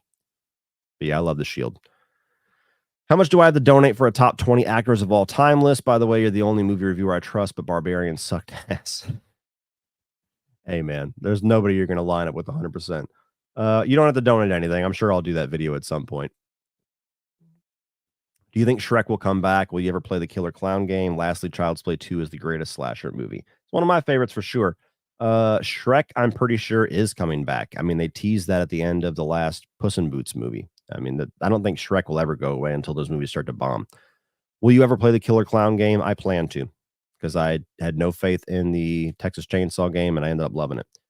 Be a guest on my podcast. Come talk horror for an episode, the Horror House Podcast. Message me privately on either Instagram or Twitter or wherever you can message me, and we'll see. I am going to be taking June off from doing like guest spots and collabs, maybe with a few exceptions if there's something that really interests me. But I've been doing a lot of collabs and a lot of guest spots over the last couple of months, and it's just been hellacious trying to keep up with my end and that end. So I just want to take like a month break, take a breath. So July forward, I'll kind of get back into all that, but message me privately. Will you ever bring the older intro songs back? No. I mean, the original one, I don't see any reason to. The one that I used to have. So I had an issue where the one that I used for quite a long time was a royalty-free song, which for those that don't know, that means that it's not tied to any copyright. It's free for anybody to use without any legal issues. And somebody took that royalty-free song, recorded horrific vocals over the top of it, and then claimed that as their own copyright. And so I had like 6 videos in one day get claimed because of my intro music, because of this fucking douchebag that stole royalty-free music and claimed it as his own. And I had to go through fucking hell to prove that that was not his music and to refute that. And very easily they could have claimed damn near my entire channel because it's my intro music. And so that terrified the fuck out of me. So I had my buddy, used to be called Stay Metal Ray. Now he just goes by his name, Xander Raymond Charles, who does a lot of music YouTube videos. I think he just crossed 100,000 not too long ago. So congrats for that. But I messaged him and I was like, hey, dude, is there any way that you could like write an intro, outro for me that's kind of like this that I've been using? Because I can't use that anymore. I'm terrified to even like go to anybody else for royalty free shit now because they can just take it and this can happen again and I could be financially fucked. And so like within like an hour, the dude cranked it out. He's like, well, how's this? I was like, holy shit. And so that's the intro outro that I've been using for the last couple of years now. And I don't plan to change it anytime soon. I love it. And so long-winded answer because that story is just wild. Ever consider doing the classic movie monster films and do a ranking? Yes, absolutely plans to do that at some point. I'd love to do a classic Universal Monsters review series and everything. Can't say when, but I do. I've had that idea in the back of my head for a couple of years. Have you seen Super Dark Times? One of my favorites, but no one ever talks about it. Unfortunately, I also will not be talking about it because I've never heard of it. I'm sorry. Super Dark Times. What is that? Let me Google it. Super Dark Times, 2017 film. Yep, I've never heard of this. Never seen it. Interesting. Sorry, dude. I can't be part of the island with you. I've never seen it. Are you part of the same company as Cinemassacre? I've never met the guy, so no. Nicolas Cage did a film in the 80s called Vampire's Kiss. It's hilarious and up your alley. I've seen clips of it. I've never seen the movie, though. That's the one where it shows him in like an office building or something, right? Where he's like, no, not one time. No. I'm pretty sure that's the movie. You watching Survivor 46? Who do you think is winning? I have not. I've kind of lost interest in modern Survivor. Everything after from Survivor 41 onward has, I don't know, like survive. The last season was pretty good. The one that D won. The season that Marianne won was pretty good. But it's just lost something. It's sanitized for a modern audience. They've gotten rid of villains, and Jeff is so fucking nice to everybody, even when they're quitting left and right. And the way that they edit the show together doesn't have like some of the gritty drama it used to. So I don't know. I'm probably not going to watch again until 50 when they're going to do the returning survivors. But yeah, I don't know. Something that show's just lost a lot of edge. And like, that whole thing where was it season 41 or 42 where he's just like For 40 fucking seasons, he's been like, all right, guys, come on in for every challenge. And then he made this big fucking deal out of like, do we think it's still okay in a modern society for me to say, come on in, guys? And he like made it this whole dramatic moment. And it seems like they literally went to a cast member and was like, okay, you pulled the short straw. You have to be the one that has an issue with saying, come on in, guys. And so he's like, yeah, I don't think we should say that anymore. We got to be all inclusive. And it's like, oh my fucking God. Now you can't even say guys in a general sense without being offensive to somebody. Fuck you. So like there's weird things like that that have turned me off over the last couple of years where it's like, come on, dude. Like you not to say that you can't learn or you can't mature or you can't, whatever, but like Jeff used to be a bad motherfucker. Like if somebody was being a shitty contestant or, sometimes even if it didn't call for it, he'd be a dick. And I'm like, I want some of that back. Like you're just so fucking nice and everything. No, stop it. But yeah, that whole we can't say guys anymore. It's like, when did that become offensive? So because we said guys, we're leaving the women out. Guys has always been, and in certain usages has always been, everybody, come on in, everyone, come on in, guys. Hey, Cody, I don't know, you've talked about it recently, but are you still looking forward to the Toxic Avenger remake? Have a good one, man. I saw it and I reviewed it. So I don't know when the fuck it's coming out. That's a weird one that we still haven't heard anything about a release. I mean, it's going to come up on a year this September. But yeah, I have a review for it on my channel. You can check it out. I dug it. What are your thoughts on Student Bodies 1981? I'm surprised it's not more well known. There's another one that I have not seen. Student Bodies 1981. Yeah, this looks like one of the, yeah. Okay, so I can tell you, I mean, without having seen it, it must not be a big fan favorite, but there was so many slasher movies from 1980 to 1989 that all kind of went for the same thing, like Prom Night, Slaughter High, Student Bodies. I mean, there was the mainstream version that caught pop culture, and then there was like 3 or 4 variations that kind of just disappeared into the video store obscurity. But yeah, I never heard of that one. So I don't know why it's not more beloved. Maybe it's one of those movies that not too many people like, but those that like it really like it. Unrelated, not even asking for a vid, but please check out the Magnus Archives. Best horror fiction I've ever experienced, but it's audio only. Great to listen to when editing videos. The show is completed. Okay. Like a podcast or something like that. Interesting. Best character, Lucas Hood. Oh, better character, Lucas Hood or Homelander. I prefer Lucas Hood. That's just more my type of thing. Homelander's probably a little bit more interesting of a character, more to do with him, but I prefer Lucas Hood. So for those that don't know, that's basically Anthony Starr's 2 characters where you have the boys and then you have Banshee. Banshee is in my top 10 shows of all time. The boys is not, at least not yet. So I'll go Lucas Hood. Love the channel. What's your favorite raunchy comedy? Raunchy comedy. I mean, you got American Pies up there. I mean, we all kind of have our own definition of what makes it a raunchy comedy. Most 80s and 90s comedies have some form of raunch. Let me pull up my top 50 comedies from a couple of years ago, see what I have up front. Because otherwise I'll say it and people will be like, wait a minute, didn't you say? American Pie or American Pie 2. One of those 2. Or Sex Drive. I love Sex Drive too. That's a really underrated movie. One of those 3 would be my favorite if I'm going to stick to like my definition of raunchy. Hey, Cody, been a fan of your channel for a while now. I'm watching all of this May's 31 on 31, but I'm unsure which versions of Funny People and Vacation you're watching. Are they old or new versions? Funny People is the movie by Judd Apatow. I don't know if there is another version of that movie. The one with Adam Sandler and Leslie Mann and Seth Rogen. Vacation, the original, not the Ed Helms one. So, yeah.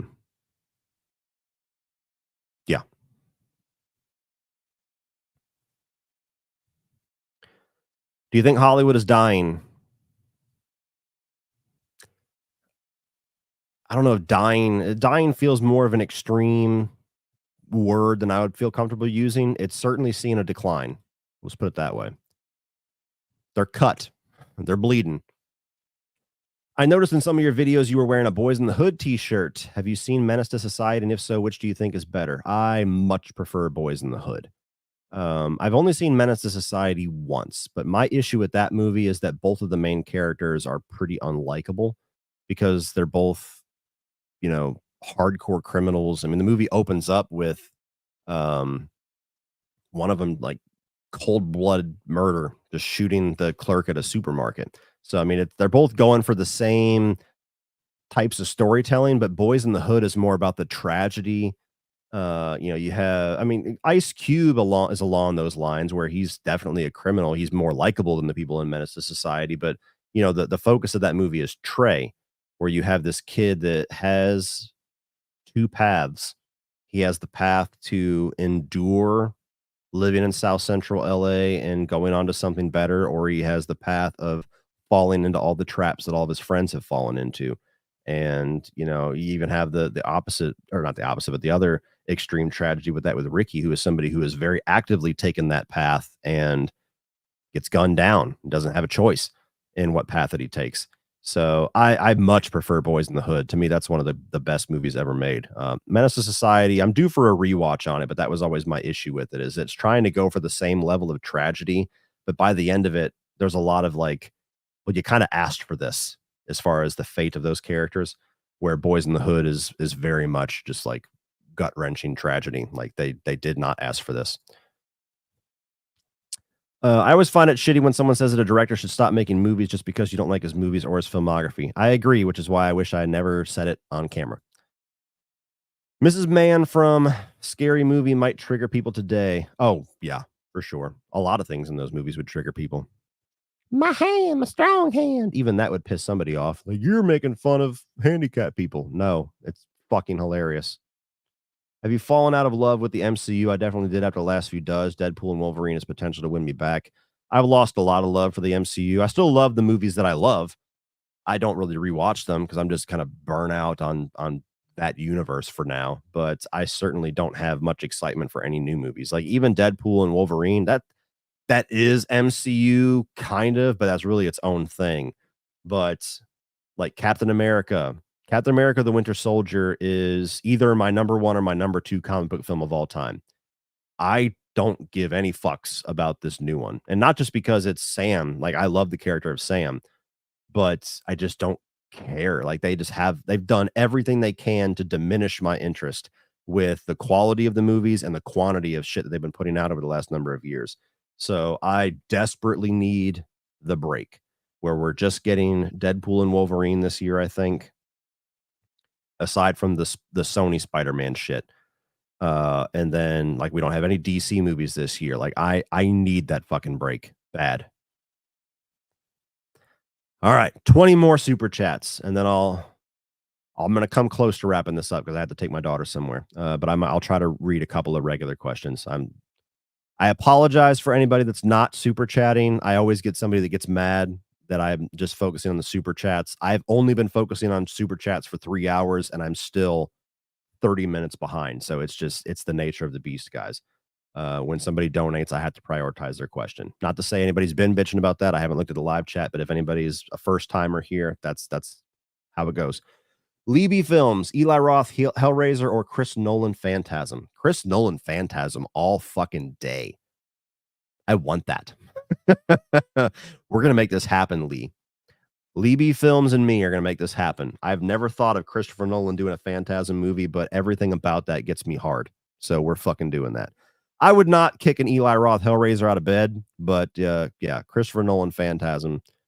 That's a whole bucket of fuck yes. Rank the main 9 Star Wars films from worst to best.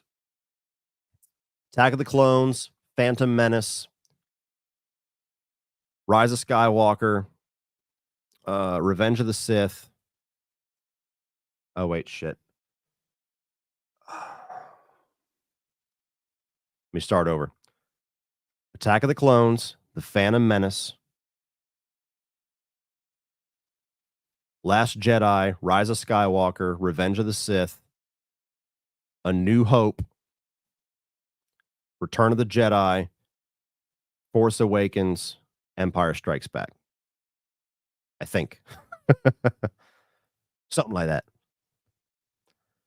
No matter what I say, the wrong answer. Hey, Cody, love your reviews. How do you feel about a Scream movie revealing Ghostface's identity at the beginning? I feel like it would set up a different kind of suspense for the rest of the film. I would be very curious to see that. I thought they were doing that at the beginning of Scream 6, and I was like, holy shit, this is different. Whoa. You would kind of rob yourself of being able to have that mystery element. So I don't know if it would succeed, but I would certainly be curious to see somebody try it. You know, one of the quintessential things about a Scream movie is trying to figure out who the killers are. So you kind of cut that out of the experience unless there's like a third act surprise and there's another killer. You could do that fairly easily, I guess. But yeah, I thought they were doing it at the beginning of Scream 6, and I was all for it. I was like, oh yeah, this is fucking different. That was a repeat, sent too little the first time, decided to add a couple other questions in the second one. Also, why aren't you crazy for animations? I recommend an anime called Another Amazing Kills and Twists. I mean, I'm just the Japanese style of animation is just too much for me.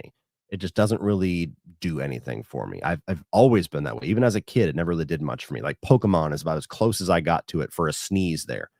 But yeah, it's just I don't know. The style of the animation and what they go for and some of the common themes just does not resonate with me whatsoever. Just not on my wavelength. I'm not saying it's shitty. It's just not for me.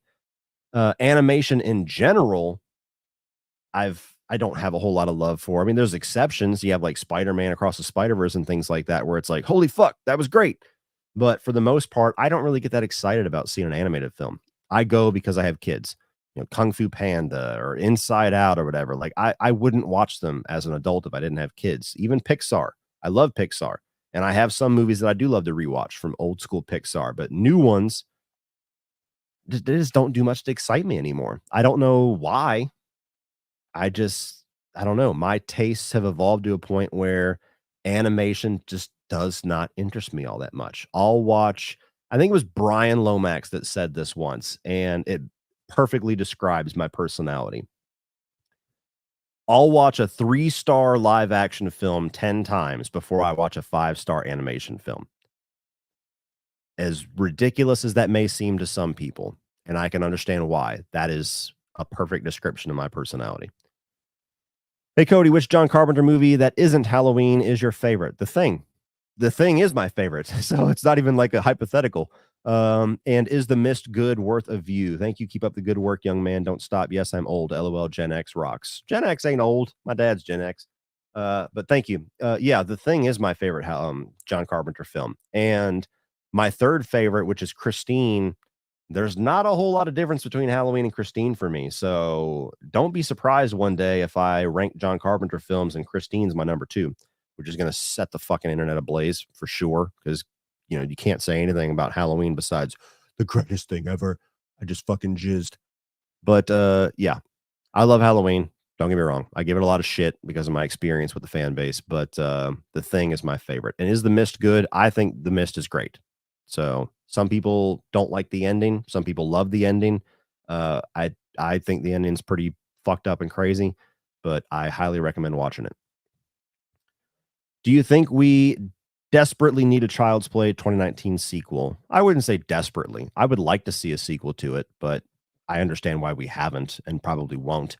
Now that I've kind of tapped out on the series, I would like one now more than ever, just so I can still have some attachment to Chucky. Night Swim, Imaginary, Tarot, Strangers, best to worst. Best to worst. Okay. I mean, to call any of these best is a stretch. Like 3 of these movies, I would basically give the same rating to. Like Tarot to me is the worst of the 4. And I'm not going to die on that island. Like any of these 4, you could tell me is the worst of the year, and I wouldn't disagree with you. But Tarot is the one that I was most miserable watching. I would say Tarot, Imaginary, Strangers, Night Swim. But Night Swim through Strangers are like razor thin difference. And if you ask me tomorrow, my answer might change. They all suck. Night Swim had some interesting things set up that kind of intrigued me. They just paid off none of them. Imaginary did nothing for me. That was like so fucking cheap and intentionally like Blumhouse low budgeted to death. Strangers, I just got done giving all my thoughts on that, and Tarot was just miserable. So you're you're losing no matter what you pick. I know you recently did hot takes. Do you think that NBC's Hannibal was better than the Silence of the Lambs? I think Mads Mikkelsen is better than Anthony Hopkins as Hannibal Lecter. I mean, look, you're not going to go wrong with either one of them, but I agree with you. And it's not a fair comparison because Mads Mikkelsen had 3 seasons of television to develop his version of the character, where Anthony Hopkins had 3 movies. But Anthony Hopkins is world class as Hannibal Lecter, but I do prefer what Mads Mikkelsen did. Mads Mikkelsen brought in that seductive charm that I never got from Anthony Hopkins. Anthony Hopkins is brilliant in the role, and I think that he's eternally creepy in the role. But that side of Hannibal that like you have to be convinced that he can like manipulate people mentally and like he could seduce people in and just, he's this intoxicating person. I never quite got that from Anthony Hopkins. Maybe he just didn't get the chance to really nail that. But Mads Mikkelsen, you get the full spectrum of all of that. You get the fucking creepy asshole, you get the sadistic cannibal, you get the intoxicating like this like seductive personality where you're just like, dude, this fucking like I just want to be around this guy all the time. Like to me, it was just more well-rounded. But again, you can do a lot when you have 3 seasons to work with. Is it better than Silence of the Lambs? I don't know if I'd say that because Silence of the Lambs is like one of the best movies ever made, but it's one of the best TV shows for sure. Thank you so much. Alec, what is the worst movie you've ever seen as far as content goes? For me, it's the Cannibal Holocaust. I mean, I don't know. I was saying earlier, Blood and Honey or Jeepers Creepers Reborn. There's a bunch of older movies that I didn't like. Like somebody had me review The Apple, which was pretty fucking horrendous. What's another one? There was one with Clint Howard where he's like a army recruit or something, and he's like there's like a video game where it's like a fucking knight or something at the end of it. Can't remember the name of it, but that was pretty terrible. I am not a fan whatsoever of The Prowler, the movie with some of the like the army guy as the killer. I thought that movie was fucking trash. I like there's some bad ones, but yeah, Freddy's Dead. Jason goes to I mean not, Jason Goes to Manhattan. There's a bunch of them. Let's see here. Oh, Children of the Corn. Any of them. Fallout review, Goonies review, fave UK horror movie. UK horror movie. I can't sift in my head right now between which ones were UK. Was The Descent the UK? I feel like it was. If The Descent is the UK, I'll go with that for right now. But I'd have to prepare for that question because I can't think in my head which ones were UK horror movies. Fallout review, no. I still haven't. I've only watched one episode, which I did like, but it's the conversation's already passed. Goonies review. At some point, I'd love to do that, but I can't tell you when. That would certainly be on top 50 childhood movies or top however many childhood movies if I do that video. My super chat messed up earlier, but I was wondering who is your favorite television actor of all time. Also, great meeting you at MegaCon 2022. Yeah, man, absolutely. It was good meeting you too. Sorry your thing messed up. Hopefully you didn't get charged for it then. Favorite television actor of all time. It's hard to say because nowadays it feels like television and movie actors are just so blended. Like back in the day, if you were a TV actor, you were a TV actor. And if you were a movie actor, you were a movie actor. And very rarely did you see a TV actor make it into movies. And if you ever saw a movie actor make it into TV, it felt like the end of their career. Nowadays, it's the opposite. A TV actor. I mean, Bryan Cranston as Howard. Wow. I almost said Howard Hughes. I would have never lived that down. That's what happens when you talk for 3 hours straight. Bryan Cranston as Walter White is my favorite performance on TV, but I don't know if I would consider Bryan Cranston a TV actor, even though he absolutely was up until Breaking Bad. I'll go with that, actually. I'll say Bryan Cranston because you see him with like Malcolm in the Middle when he used to show up in Seinfeld or King of Queens, and he was always fucking hilarious. And then he started doing this dramatic stuff like with Breaking Bad. So I'll say Bryan Cranston for now just because I can't think of anything else. What do you think of the Friday the 13th video game, and what other franchise would you like to see turn into a horror video game? I thought it was fun for a sneeze. I had a couple hours of fun with it. I thought the Texas Chainsaw Massacre game was much better. What other franchises would I like to see turn into a horror video game? It's hard to say because even though I like Texas Chainsaw a lot, I don't want to see any more video games get that treatment. The asymmetrical multiplayer thing, it's played out. They did it with Friday the 13th. They did it with Evil Dead. That sucked. They did it with Texas Chainsaw pretty well. They're getting ready to do it with Killer Clowns.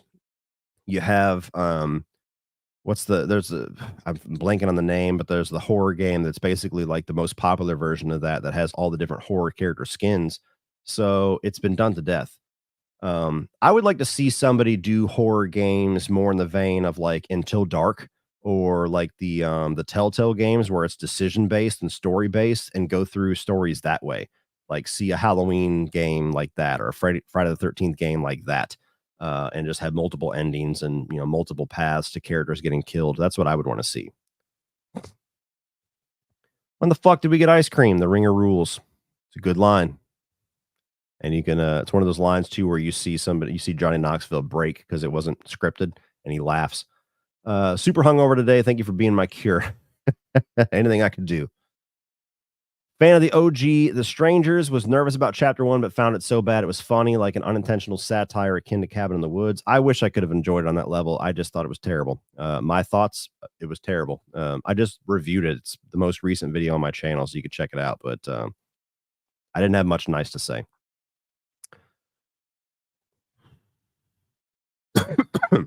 What iteration would you like to see Rob Zombie's Halloween 3 go if it was made? I don't think there's anywhere to go. I mean, that was a 2-movie arc about Laurie descending into madness. Myers is dead now. Yeah, I mean, I don't know. I don't think it's an accident that Rob Zombie didn't do a third one, aside from the fact that he hated making those movies.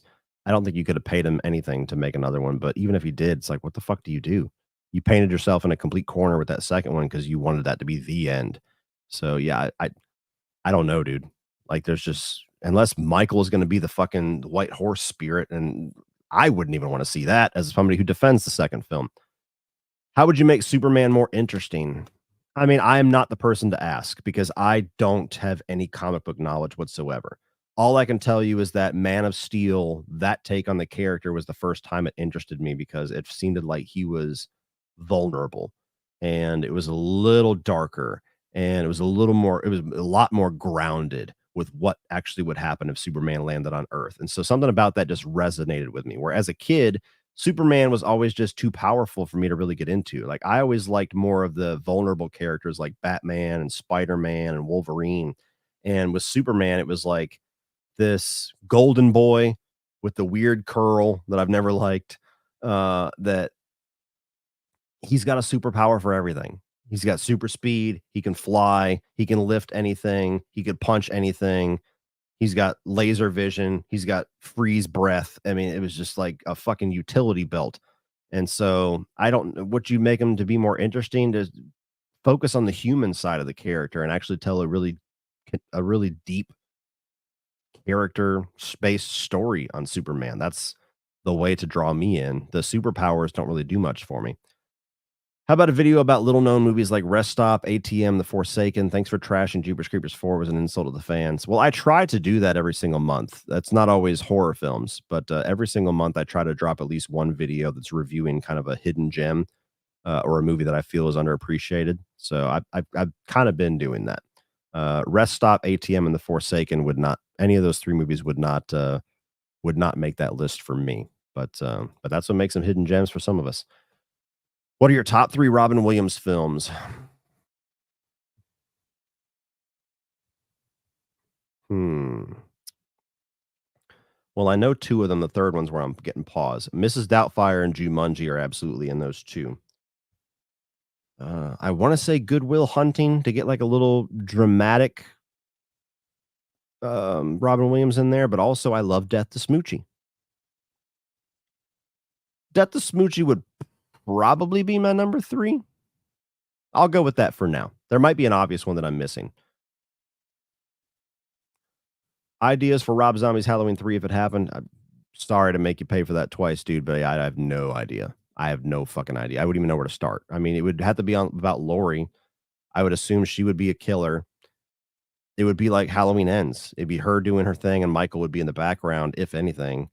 And I just don't know what that would even add to her character arc. I mean, her going through what she did in the first Halloween and then descending into madness to where she just has a mental break by the end of the second film. Like to me, that's a 1-2 punch. That's two halves of a story. There's no third half. You know what I mean?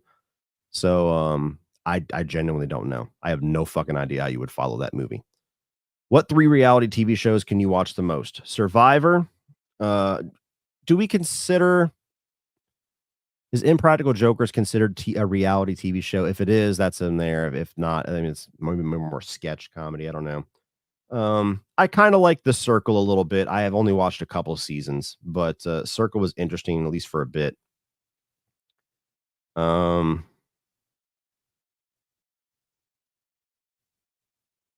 And I couldn't watch more than a couple seasons of this. I think we only watched like 3 seasons, and I was like, I'm done. Was Love Is Blind, which was on Netflix, where they take people and they put them in these pods, and they're able to like date only hearing each other's voices, and they get engaged based off of each other's like personalities or the answers that they give, and then they actually have to like go all the way to the altar and decide if they want to say I do or not. Like there was something interesting about that concept. And the first season, my wife was watching it, and I kind of got into it maybe about a third of the way in. And it's trash TV, but at the same time, it's kind of fascinating. But the thing about that show that turned me off is like it seemed like they lost sight of what the show was actually about. Like there's something interesting about seeing if love is actually blind. And it more so just turned into like, let's get the most toxic motherfuckers we can get and just have a bunch of drama. And as soon as it turned into that, I'm just like, dude, I don't real life is dramatic enough. I don't need to even know these fucking people exist. So I kind of fell off of that one. I'm not a big reality TV guy, but Survivor's number 1, no matter what. 2 more. 2 more. Any interest in the new Michael Jackson biopic? Yes and no. I think it's a fascinating story. At the same time, Michael Jackson, I mean, the footnote of his story is such a giant controversial question mark that I don't know if it's even wise to do a biopic because I mean, let's just call it what it is. Like he's one of the greatest music artists to have ever lived. His music is timeless. He absolutely revolutionized pop music, even just in a dance front was a pioneer. He is the king of pop forever and always. I'm pretty sure Thriller is still the highest grossing album of all time. You can't take anything away from his music legacy. And I would assume that's what the biopic is going to focus on. But the other big thing about Michael Jackson is that is he, or, did he, didn't he? And you have a very passionate group of people that believed he did. And you have a very passionate group of people that believe he didn't. And no matter what side you take, you're going to be wrong with somebody and you're going to be irresponsible to that group. And you're putting a statement on a story that we've never gotten proof one way or the other for, or at least they've never, I don't know. It's always going to be a question mark.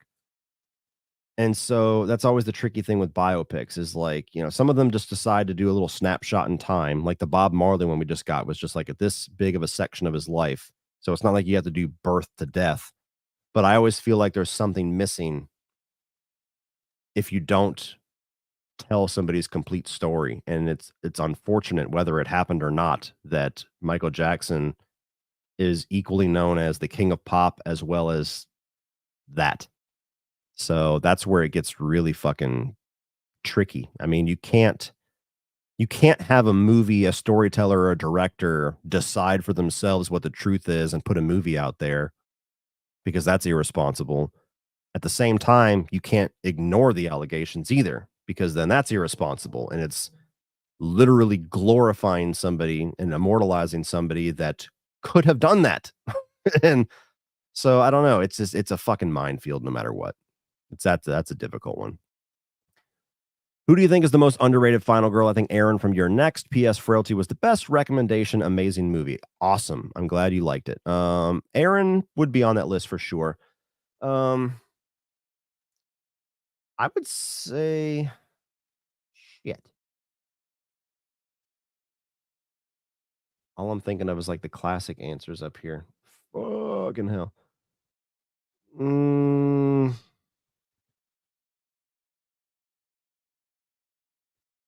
God damn it. I'm sorry. You're catching me at the end of 3.5 hours, and so my mind is going blank. I will tell you this. I did a top 10 Final Girls video a few years ago, and last year I did a Final Girls tier list video where I talked about like 30 different Final Girls. So you'll get your answer in probably the tier list video more so. I mean, there's a lot of great Final Girls in there that are kind of underappreciated. I'm just blanking on any of them right now. My mind keeps going to like Ripley and fucking Jamie Lee Curtis, and it's like, yeah, that's not an answer. So I'm sorry. It's going to be somewhere in that video, but I'm glad you liked Frailty. That's awesome. I feel like when all is said and done, I'm going to be responsible for turning half the planet onto Frailty, and I'm cool with that going on my tombstone. Thank you so much. Looks like you did 2 of them back to back, so I'll give you that one too. Thank you. Are you ready for the MaXXXine movie? Dude, my whole body is ready. My whole body is ready for MaXXXine. Thoughts on the movie Parasite? I liked it. I wasn't as crazy about it as everybody else. I thought it was interesting for sure. It wasn't best picture of the year for me. Hope you're having a good day. I am getting ready to wrap this up. I'm exhausted, and then I got to take my daughter to go get an ice cream. Will you ever try out anime in the future? I mean, I'm not going to say never, but I've given it a shot. It's just not for me, guys. It's like trying to convince me that one day I'll like onions. I'm 34. I think the jury's out that I don't like onions. So yeah, it's not for me, man. It's just not for me. Fun fact, the actor who played Aaron, Sharni Vincent, was a contestant on Australian Survivor. Oh, shit. I wouldn't want to be on the fucking island with her. Kick my ass. You say that elevated horror doesn't work for you sometimes. I love the genre. Would like to know your top elevated horror movie. Mine is It Follows. Well, I don't know. I mean, the elevated horror, that's like a debatable, even a label. Like, what makes elevated horror? Is it the ones that are more artsy? Is it ones that have social commentary? Is it all the above? If I'm going to go in the more generic sense, It Follows would be up there. The Babadook would be up there. I mean, Get Out. I'll say Get Out for now, but that would be an interesting list. That would actually be a really interesting video, top 10 elevated horror movies. But then I'd just half the comments would be like, I fucking hate that term. Musical biopics are all the rage right now, but are mid. You are given 150 million to make one who's the lead actor and director. Yeah. And damn you, Austin, for making me say mid. Yeah, I mean, biopics are always fascinating to me if it's an artist that I don't have a lot of experience with, because I like to learn about people. Like the Elvis one, I thought was fascinating. I didn't know half that shit. I obviously knew who Elvis was, but I didn't realize the tragedy of his life. So that was interesting to me. But the Bob Marley one, I thought it was boring as fuck. I have no interest in seeing the Amy Winehouse one. So yeah, there's a lot of them that are pretty easily dispensable, but there's also some great ones. God help us when they do a Metallica one, especially if Metallica produces it, because they're going to look like gods. They did nothing wrong ever. Demon Shire, I would love it if you and your dad would do a series where you discuss and or rant on movies you've seen together in theaters. Love your content. Yeah, I would love to do more stuff with my dad, but we're both just so fucking busy, especially him. You know, like we had that false start with our podcast, and it's just, I'm like nervous to even try to do podcasts because every one that I do, somehow it ends up falling short at some point. Something happens, you know, like me and my dad got busy. And then like the one that I did with my wife, we're 3 episodes in and she's like, I don't really like doing this. And I'm like, what the fuck? Then why didn't you tell me that before we started? You know, the ones I used to, I don't get into all that drama, but even the what's in the inbox, you know, somebody tried to sabotage that. So just, I don't know. Podcasts, I got a bad taste in my mouth for them. But yeah, I'd love to do anything with my dad more often. If you ever do, I suggest try out Death Note. I've seen the movie version of it, but yeah, I haven't seen the anime. Interesting idea for sure. Russell Hanson, Sandra Diaz Twine was also on 2 different seasons of Australian Survivor with Sandra competing with her daughter Nina. Yeah, Russell got booted fucking quick. I never watched the whole season, but I've seen clips of it where I don't know. Russell had 2 chances technically. He had 2 chances to win. He'll never have a chance to win again because he just I would love to see him play again, but I feel like no matter what, if Russell is on a season, they're getting him out first because they know how he plays and they don't think he's going to play any differently, and they're not going to believe him if he even tries to convince them that he's going to play differently. So I think it's horse shit that he did not win. Samoa, the first season that he was on. I totally understand why he didn't win Heroes versus Villains, and I think he does too nowadays. But yeah, he deserved to win that season and got robbed. But yeah, that's my wife's favorite player. All right, guys, that's all the super chats. Thank you so much for the generosity, but please no more. I'm gonna do 5 to 10 of these regular questions, and then I've got to go because I got to take my daughter somewhere. She's probably down there just freaking out that I haven't done it yet. But thank you guys so much for the massive amounts of super chats. It's super generous. Damn it, woman, you still listening in? But I'd love to drink wine and talk shit. That's the podcast I want to do. But I don't want to do that. Why don't you drink wine and talk movies? Let's compromise. I just finished Last of Us 2. Really loved it. Also, your thoughts on the new set image and behind the scenes. I put it on Twitter, the picture of Pedro Pascal, where he's clearly in the town, Jackson, when they have that dance after, after Dina and Ellie have that dance and that fight. I said, when you can hear an image and you've never even seen it. Just that look that he gives right after, like, are you okay, kiddo? Like, oh, God help the world. We're all about to be fucking emotionally devastated when that show drops.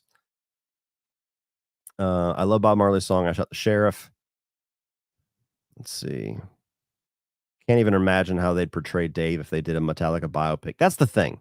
I would be fascinated to see a Metallica biopic if they were going to tell the true story. And I feel like as long as Metallica is involved, I mean, look, I am a defender of Bohemian Rhapsody. I love that movie. I acknowledge all of its faults, but I love that movie. But it's produced by Queen, and you can tell because every single fucking member of Queen are martyrs. They've done nothing wrong. They didn't do anything to cause anything. Maybe that's true. Highly unlikely, but they did nothing wrong. And even Freddie Mercury was highly sanitized. Like the amount of debauchery and shit that guy got into, never mentioned. He was just kind of a dick for a while. That's as far as they went with it. Which I get it. I mean, it's their friend. He died. They don't want to like tarnish his legacy, but the true story would be fascinating. With Metallica, if they were involved in their own biopic, Dave would be an absolute asshole, which apparently he was, but I think they probably were too. The whole fucking story, they would be golden. Even Jason Newsted, I think, would probably get fucked over somewhere in the edit.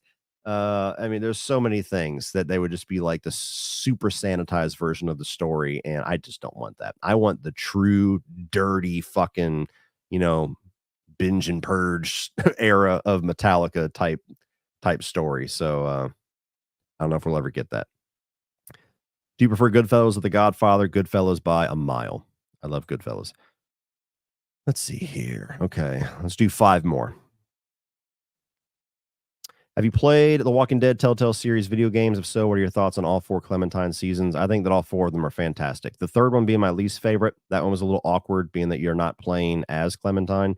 That didn't quite work for me, but it's not a bad season. But yeah, all 4 of those seasons, just the whole overarching story, I think is better than the entire Walking Dead actual TV show. Let's see here. Should James Franco make a comeback? That's not a question for me. That's a question for society. Does society want James Franco to make a comeback? I love James Franco as an actor. I always have. I don't remember the specifics of what exactly happened. I know it has to do with like him abusing his authority in some kind of class or something and getting girls to sleep with him. And I don't know. That's where you get into sticky stuff. It's like, it's wrong. Absolutely. There's no debate on that. But sometimes you hear stories, and I'm not saying this is one of them. Again, I don't know the details of it, so just take this with a grain of salt. But sometimes you hear stories that get fed into this Me Too machine where you hear the story and you're like, it sounds like you willingly went along with that. Like you knew that was wrong. You knew that they shouldn't be, you more so shouldn't be doing that, but you did it to further your career and you were totally cool with it then. But now that it's popular, suddenly you're outraged by it. Like there's weird instances of that where I think it muddies up the definition of what we're trying to battle there. A guy or a woman, anybody in any kind of form of power, whether it's at work or anything else, should never abuse their authority like that. No question. But I think there's also something to be said. Both things can be true at once, where there's absolutely people that willingly go along with that shit because they're okay doing some nasty shit as long as it furthers their career. And only when it's convenient, suddenly is it like, we got to ruin somebody's career because now I got to pretend that I never went along with it. Like, you know what I mean? Like, there's stories you hear about that where it's like, I don't know, man. I'm not saying James Franco, whatever happened with him is the example of that, but that's just, there was a story I saw sometime recently where something like that happened. And I was like, I'm just listening to the details the person is saying. I'm like, you seem like you're saying you were totally cool with it. Like, that's weird. That's weird that you were okay with it. And now you're not. And now it's all their fault. When to me, it's like you're both at fault for that. I don't know. We're not going to end it in that fucking minefield, but I'm sure you guys know what I'm talking about. There's some stories we've gotten out there where it's just like, I don't know, man. You seem a little opportunistic with the victim thing now. All right, 3 more. Would I ever consider doing a side music channel? No. Or an ongoing series. Like, look, I have a video game channel that I highly neglect, and it's mostly because there's just no fucking video games out right now. But I just don't have the time for it because I'm still doing all this myself, all the editing, all the shooting, all the writing. I only have so much time. So that's another reason why I've been kind of hesitant to pull the trigger on the cooking channel, because I'm afraid of launching it and not giving it the attention it deserves. And there's definitely not enough music stuff for me to talk about to merit a whole channel. I love doing it once in a while, though. It's just a nice little once in a while thing. It's sometimes labeled as grooming. Yeah, for sure. And that's a different topic altogether. That isn't even what I was talking about. Grooming is absolutely a thing. Let's see here. I think I got 2 more. Let's see. What do you think they should do next with Jeepers Creepers franchise? I don't know if there's anything left to do. I mean, I thought Jeepers Creepers Reborn, the optimistic side of me was like, okay, it's out of Victor Salva's hands. We can finally just move forward. We can reboot, we can do whatever, and we don't have to have his name tied to it anymore. And they absolutely shit the bed epically with that. So for me, I think that series is kind of done, at least for the foreseeable future. Maybe they remake it in 10, 15 years. But I think they used the little bit of goodwill that would have been out there, and there wasn't much.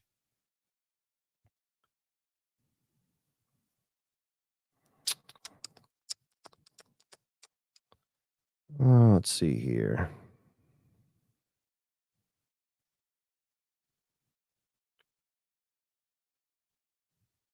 All right, we're going to end on this one. Keep, play, burn. It's like a marry, fuck, kill kind of thing between these video game duos. Lee and Clementine, Joel and Ellie, and Kratos and Atreus. Ooh. What's the difference between keep and play? Like, play, does that just mean like experience it once and you're done, and then keep, you can do whenever you want? I'm guessing that's what you mean. I'm gonna burn Lee and Clementine, and I love those 2 characters, but there's way more with Joel and Ellie and Kratos and Atreus. I'm gonna keep Joel and Ellie, and I'm gonna play Kratos and Atreus. All right, guys, that is it for me. 3.5 hours. Whoo, that was a long one. Thank you, everybody, for the questions. I'm sorry that there's probably thousands of them that I did not get to. I'll do this again at some point. I won't wait as long as I did this last time, but thank you so much for all the super chats. Thank you for everybody that is a recent subscriber.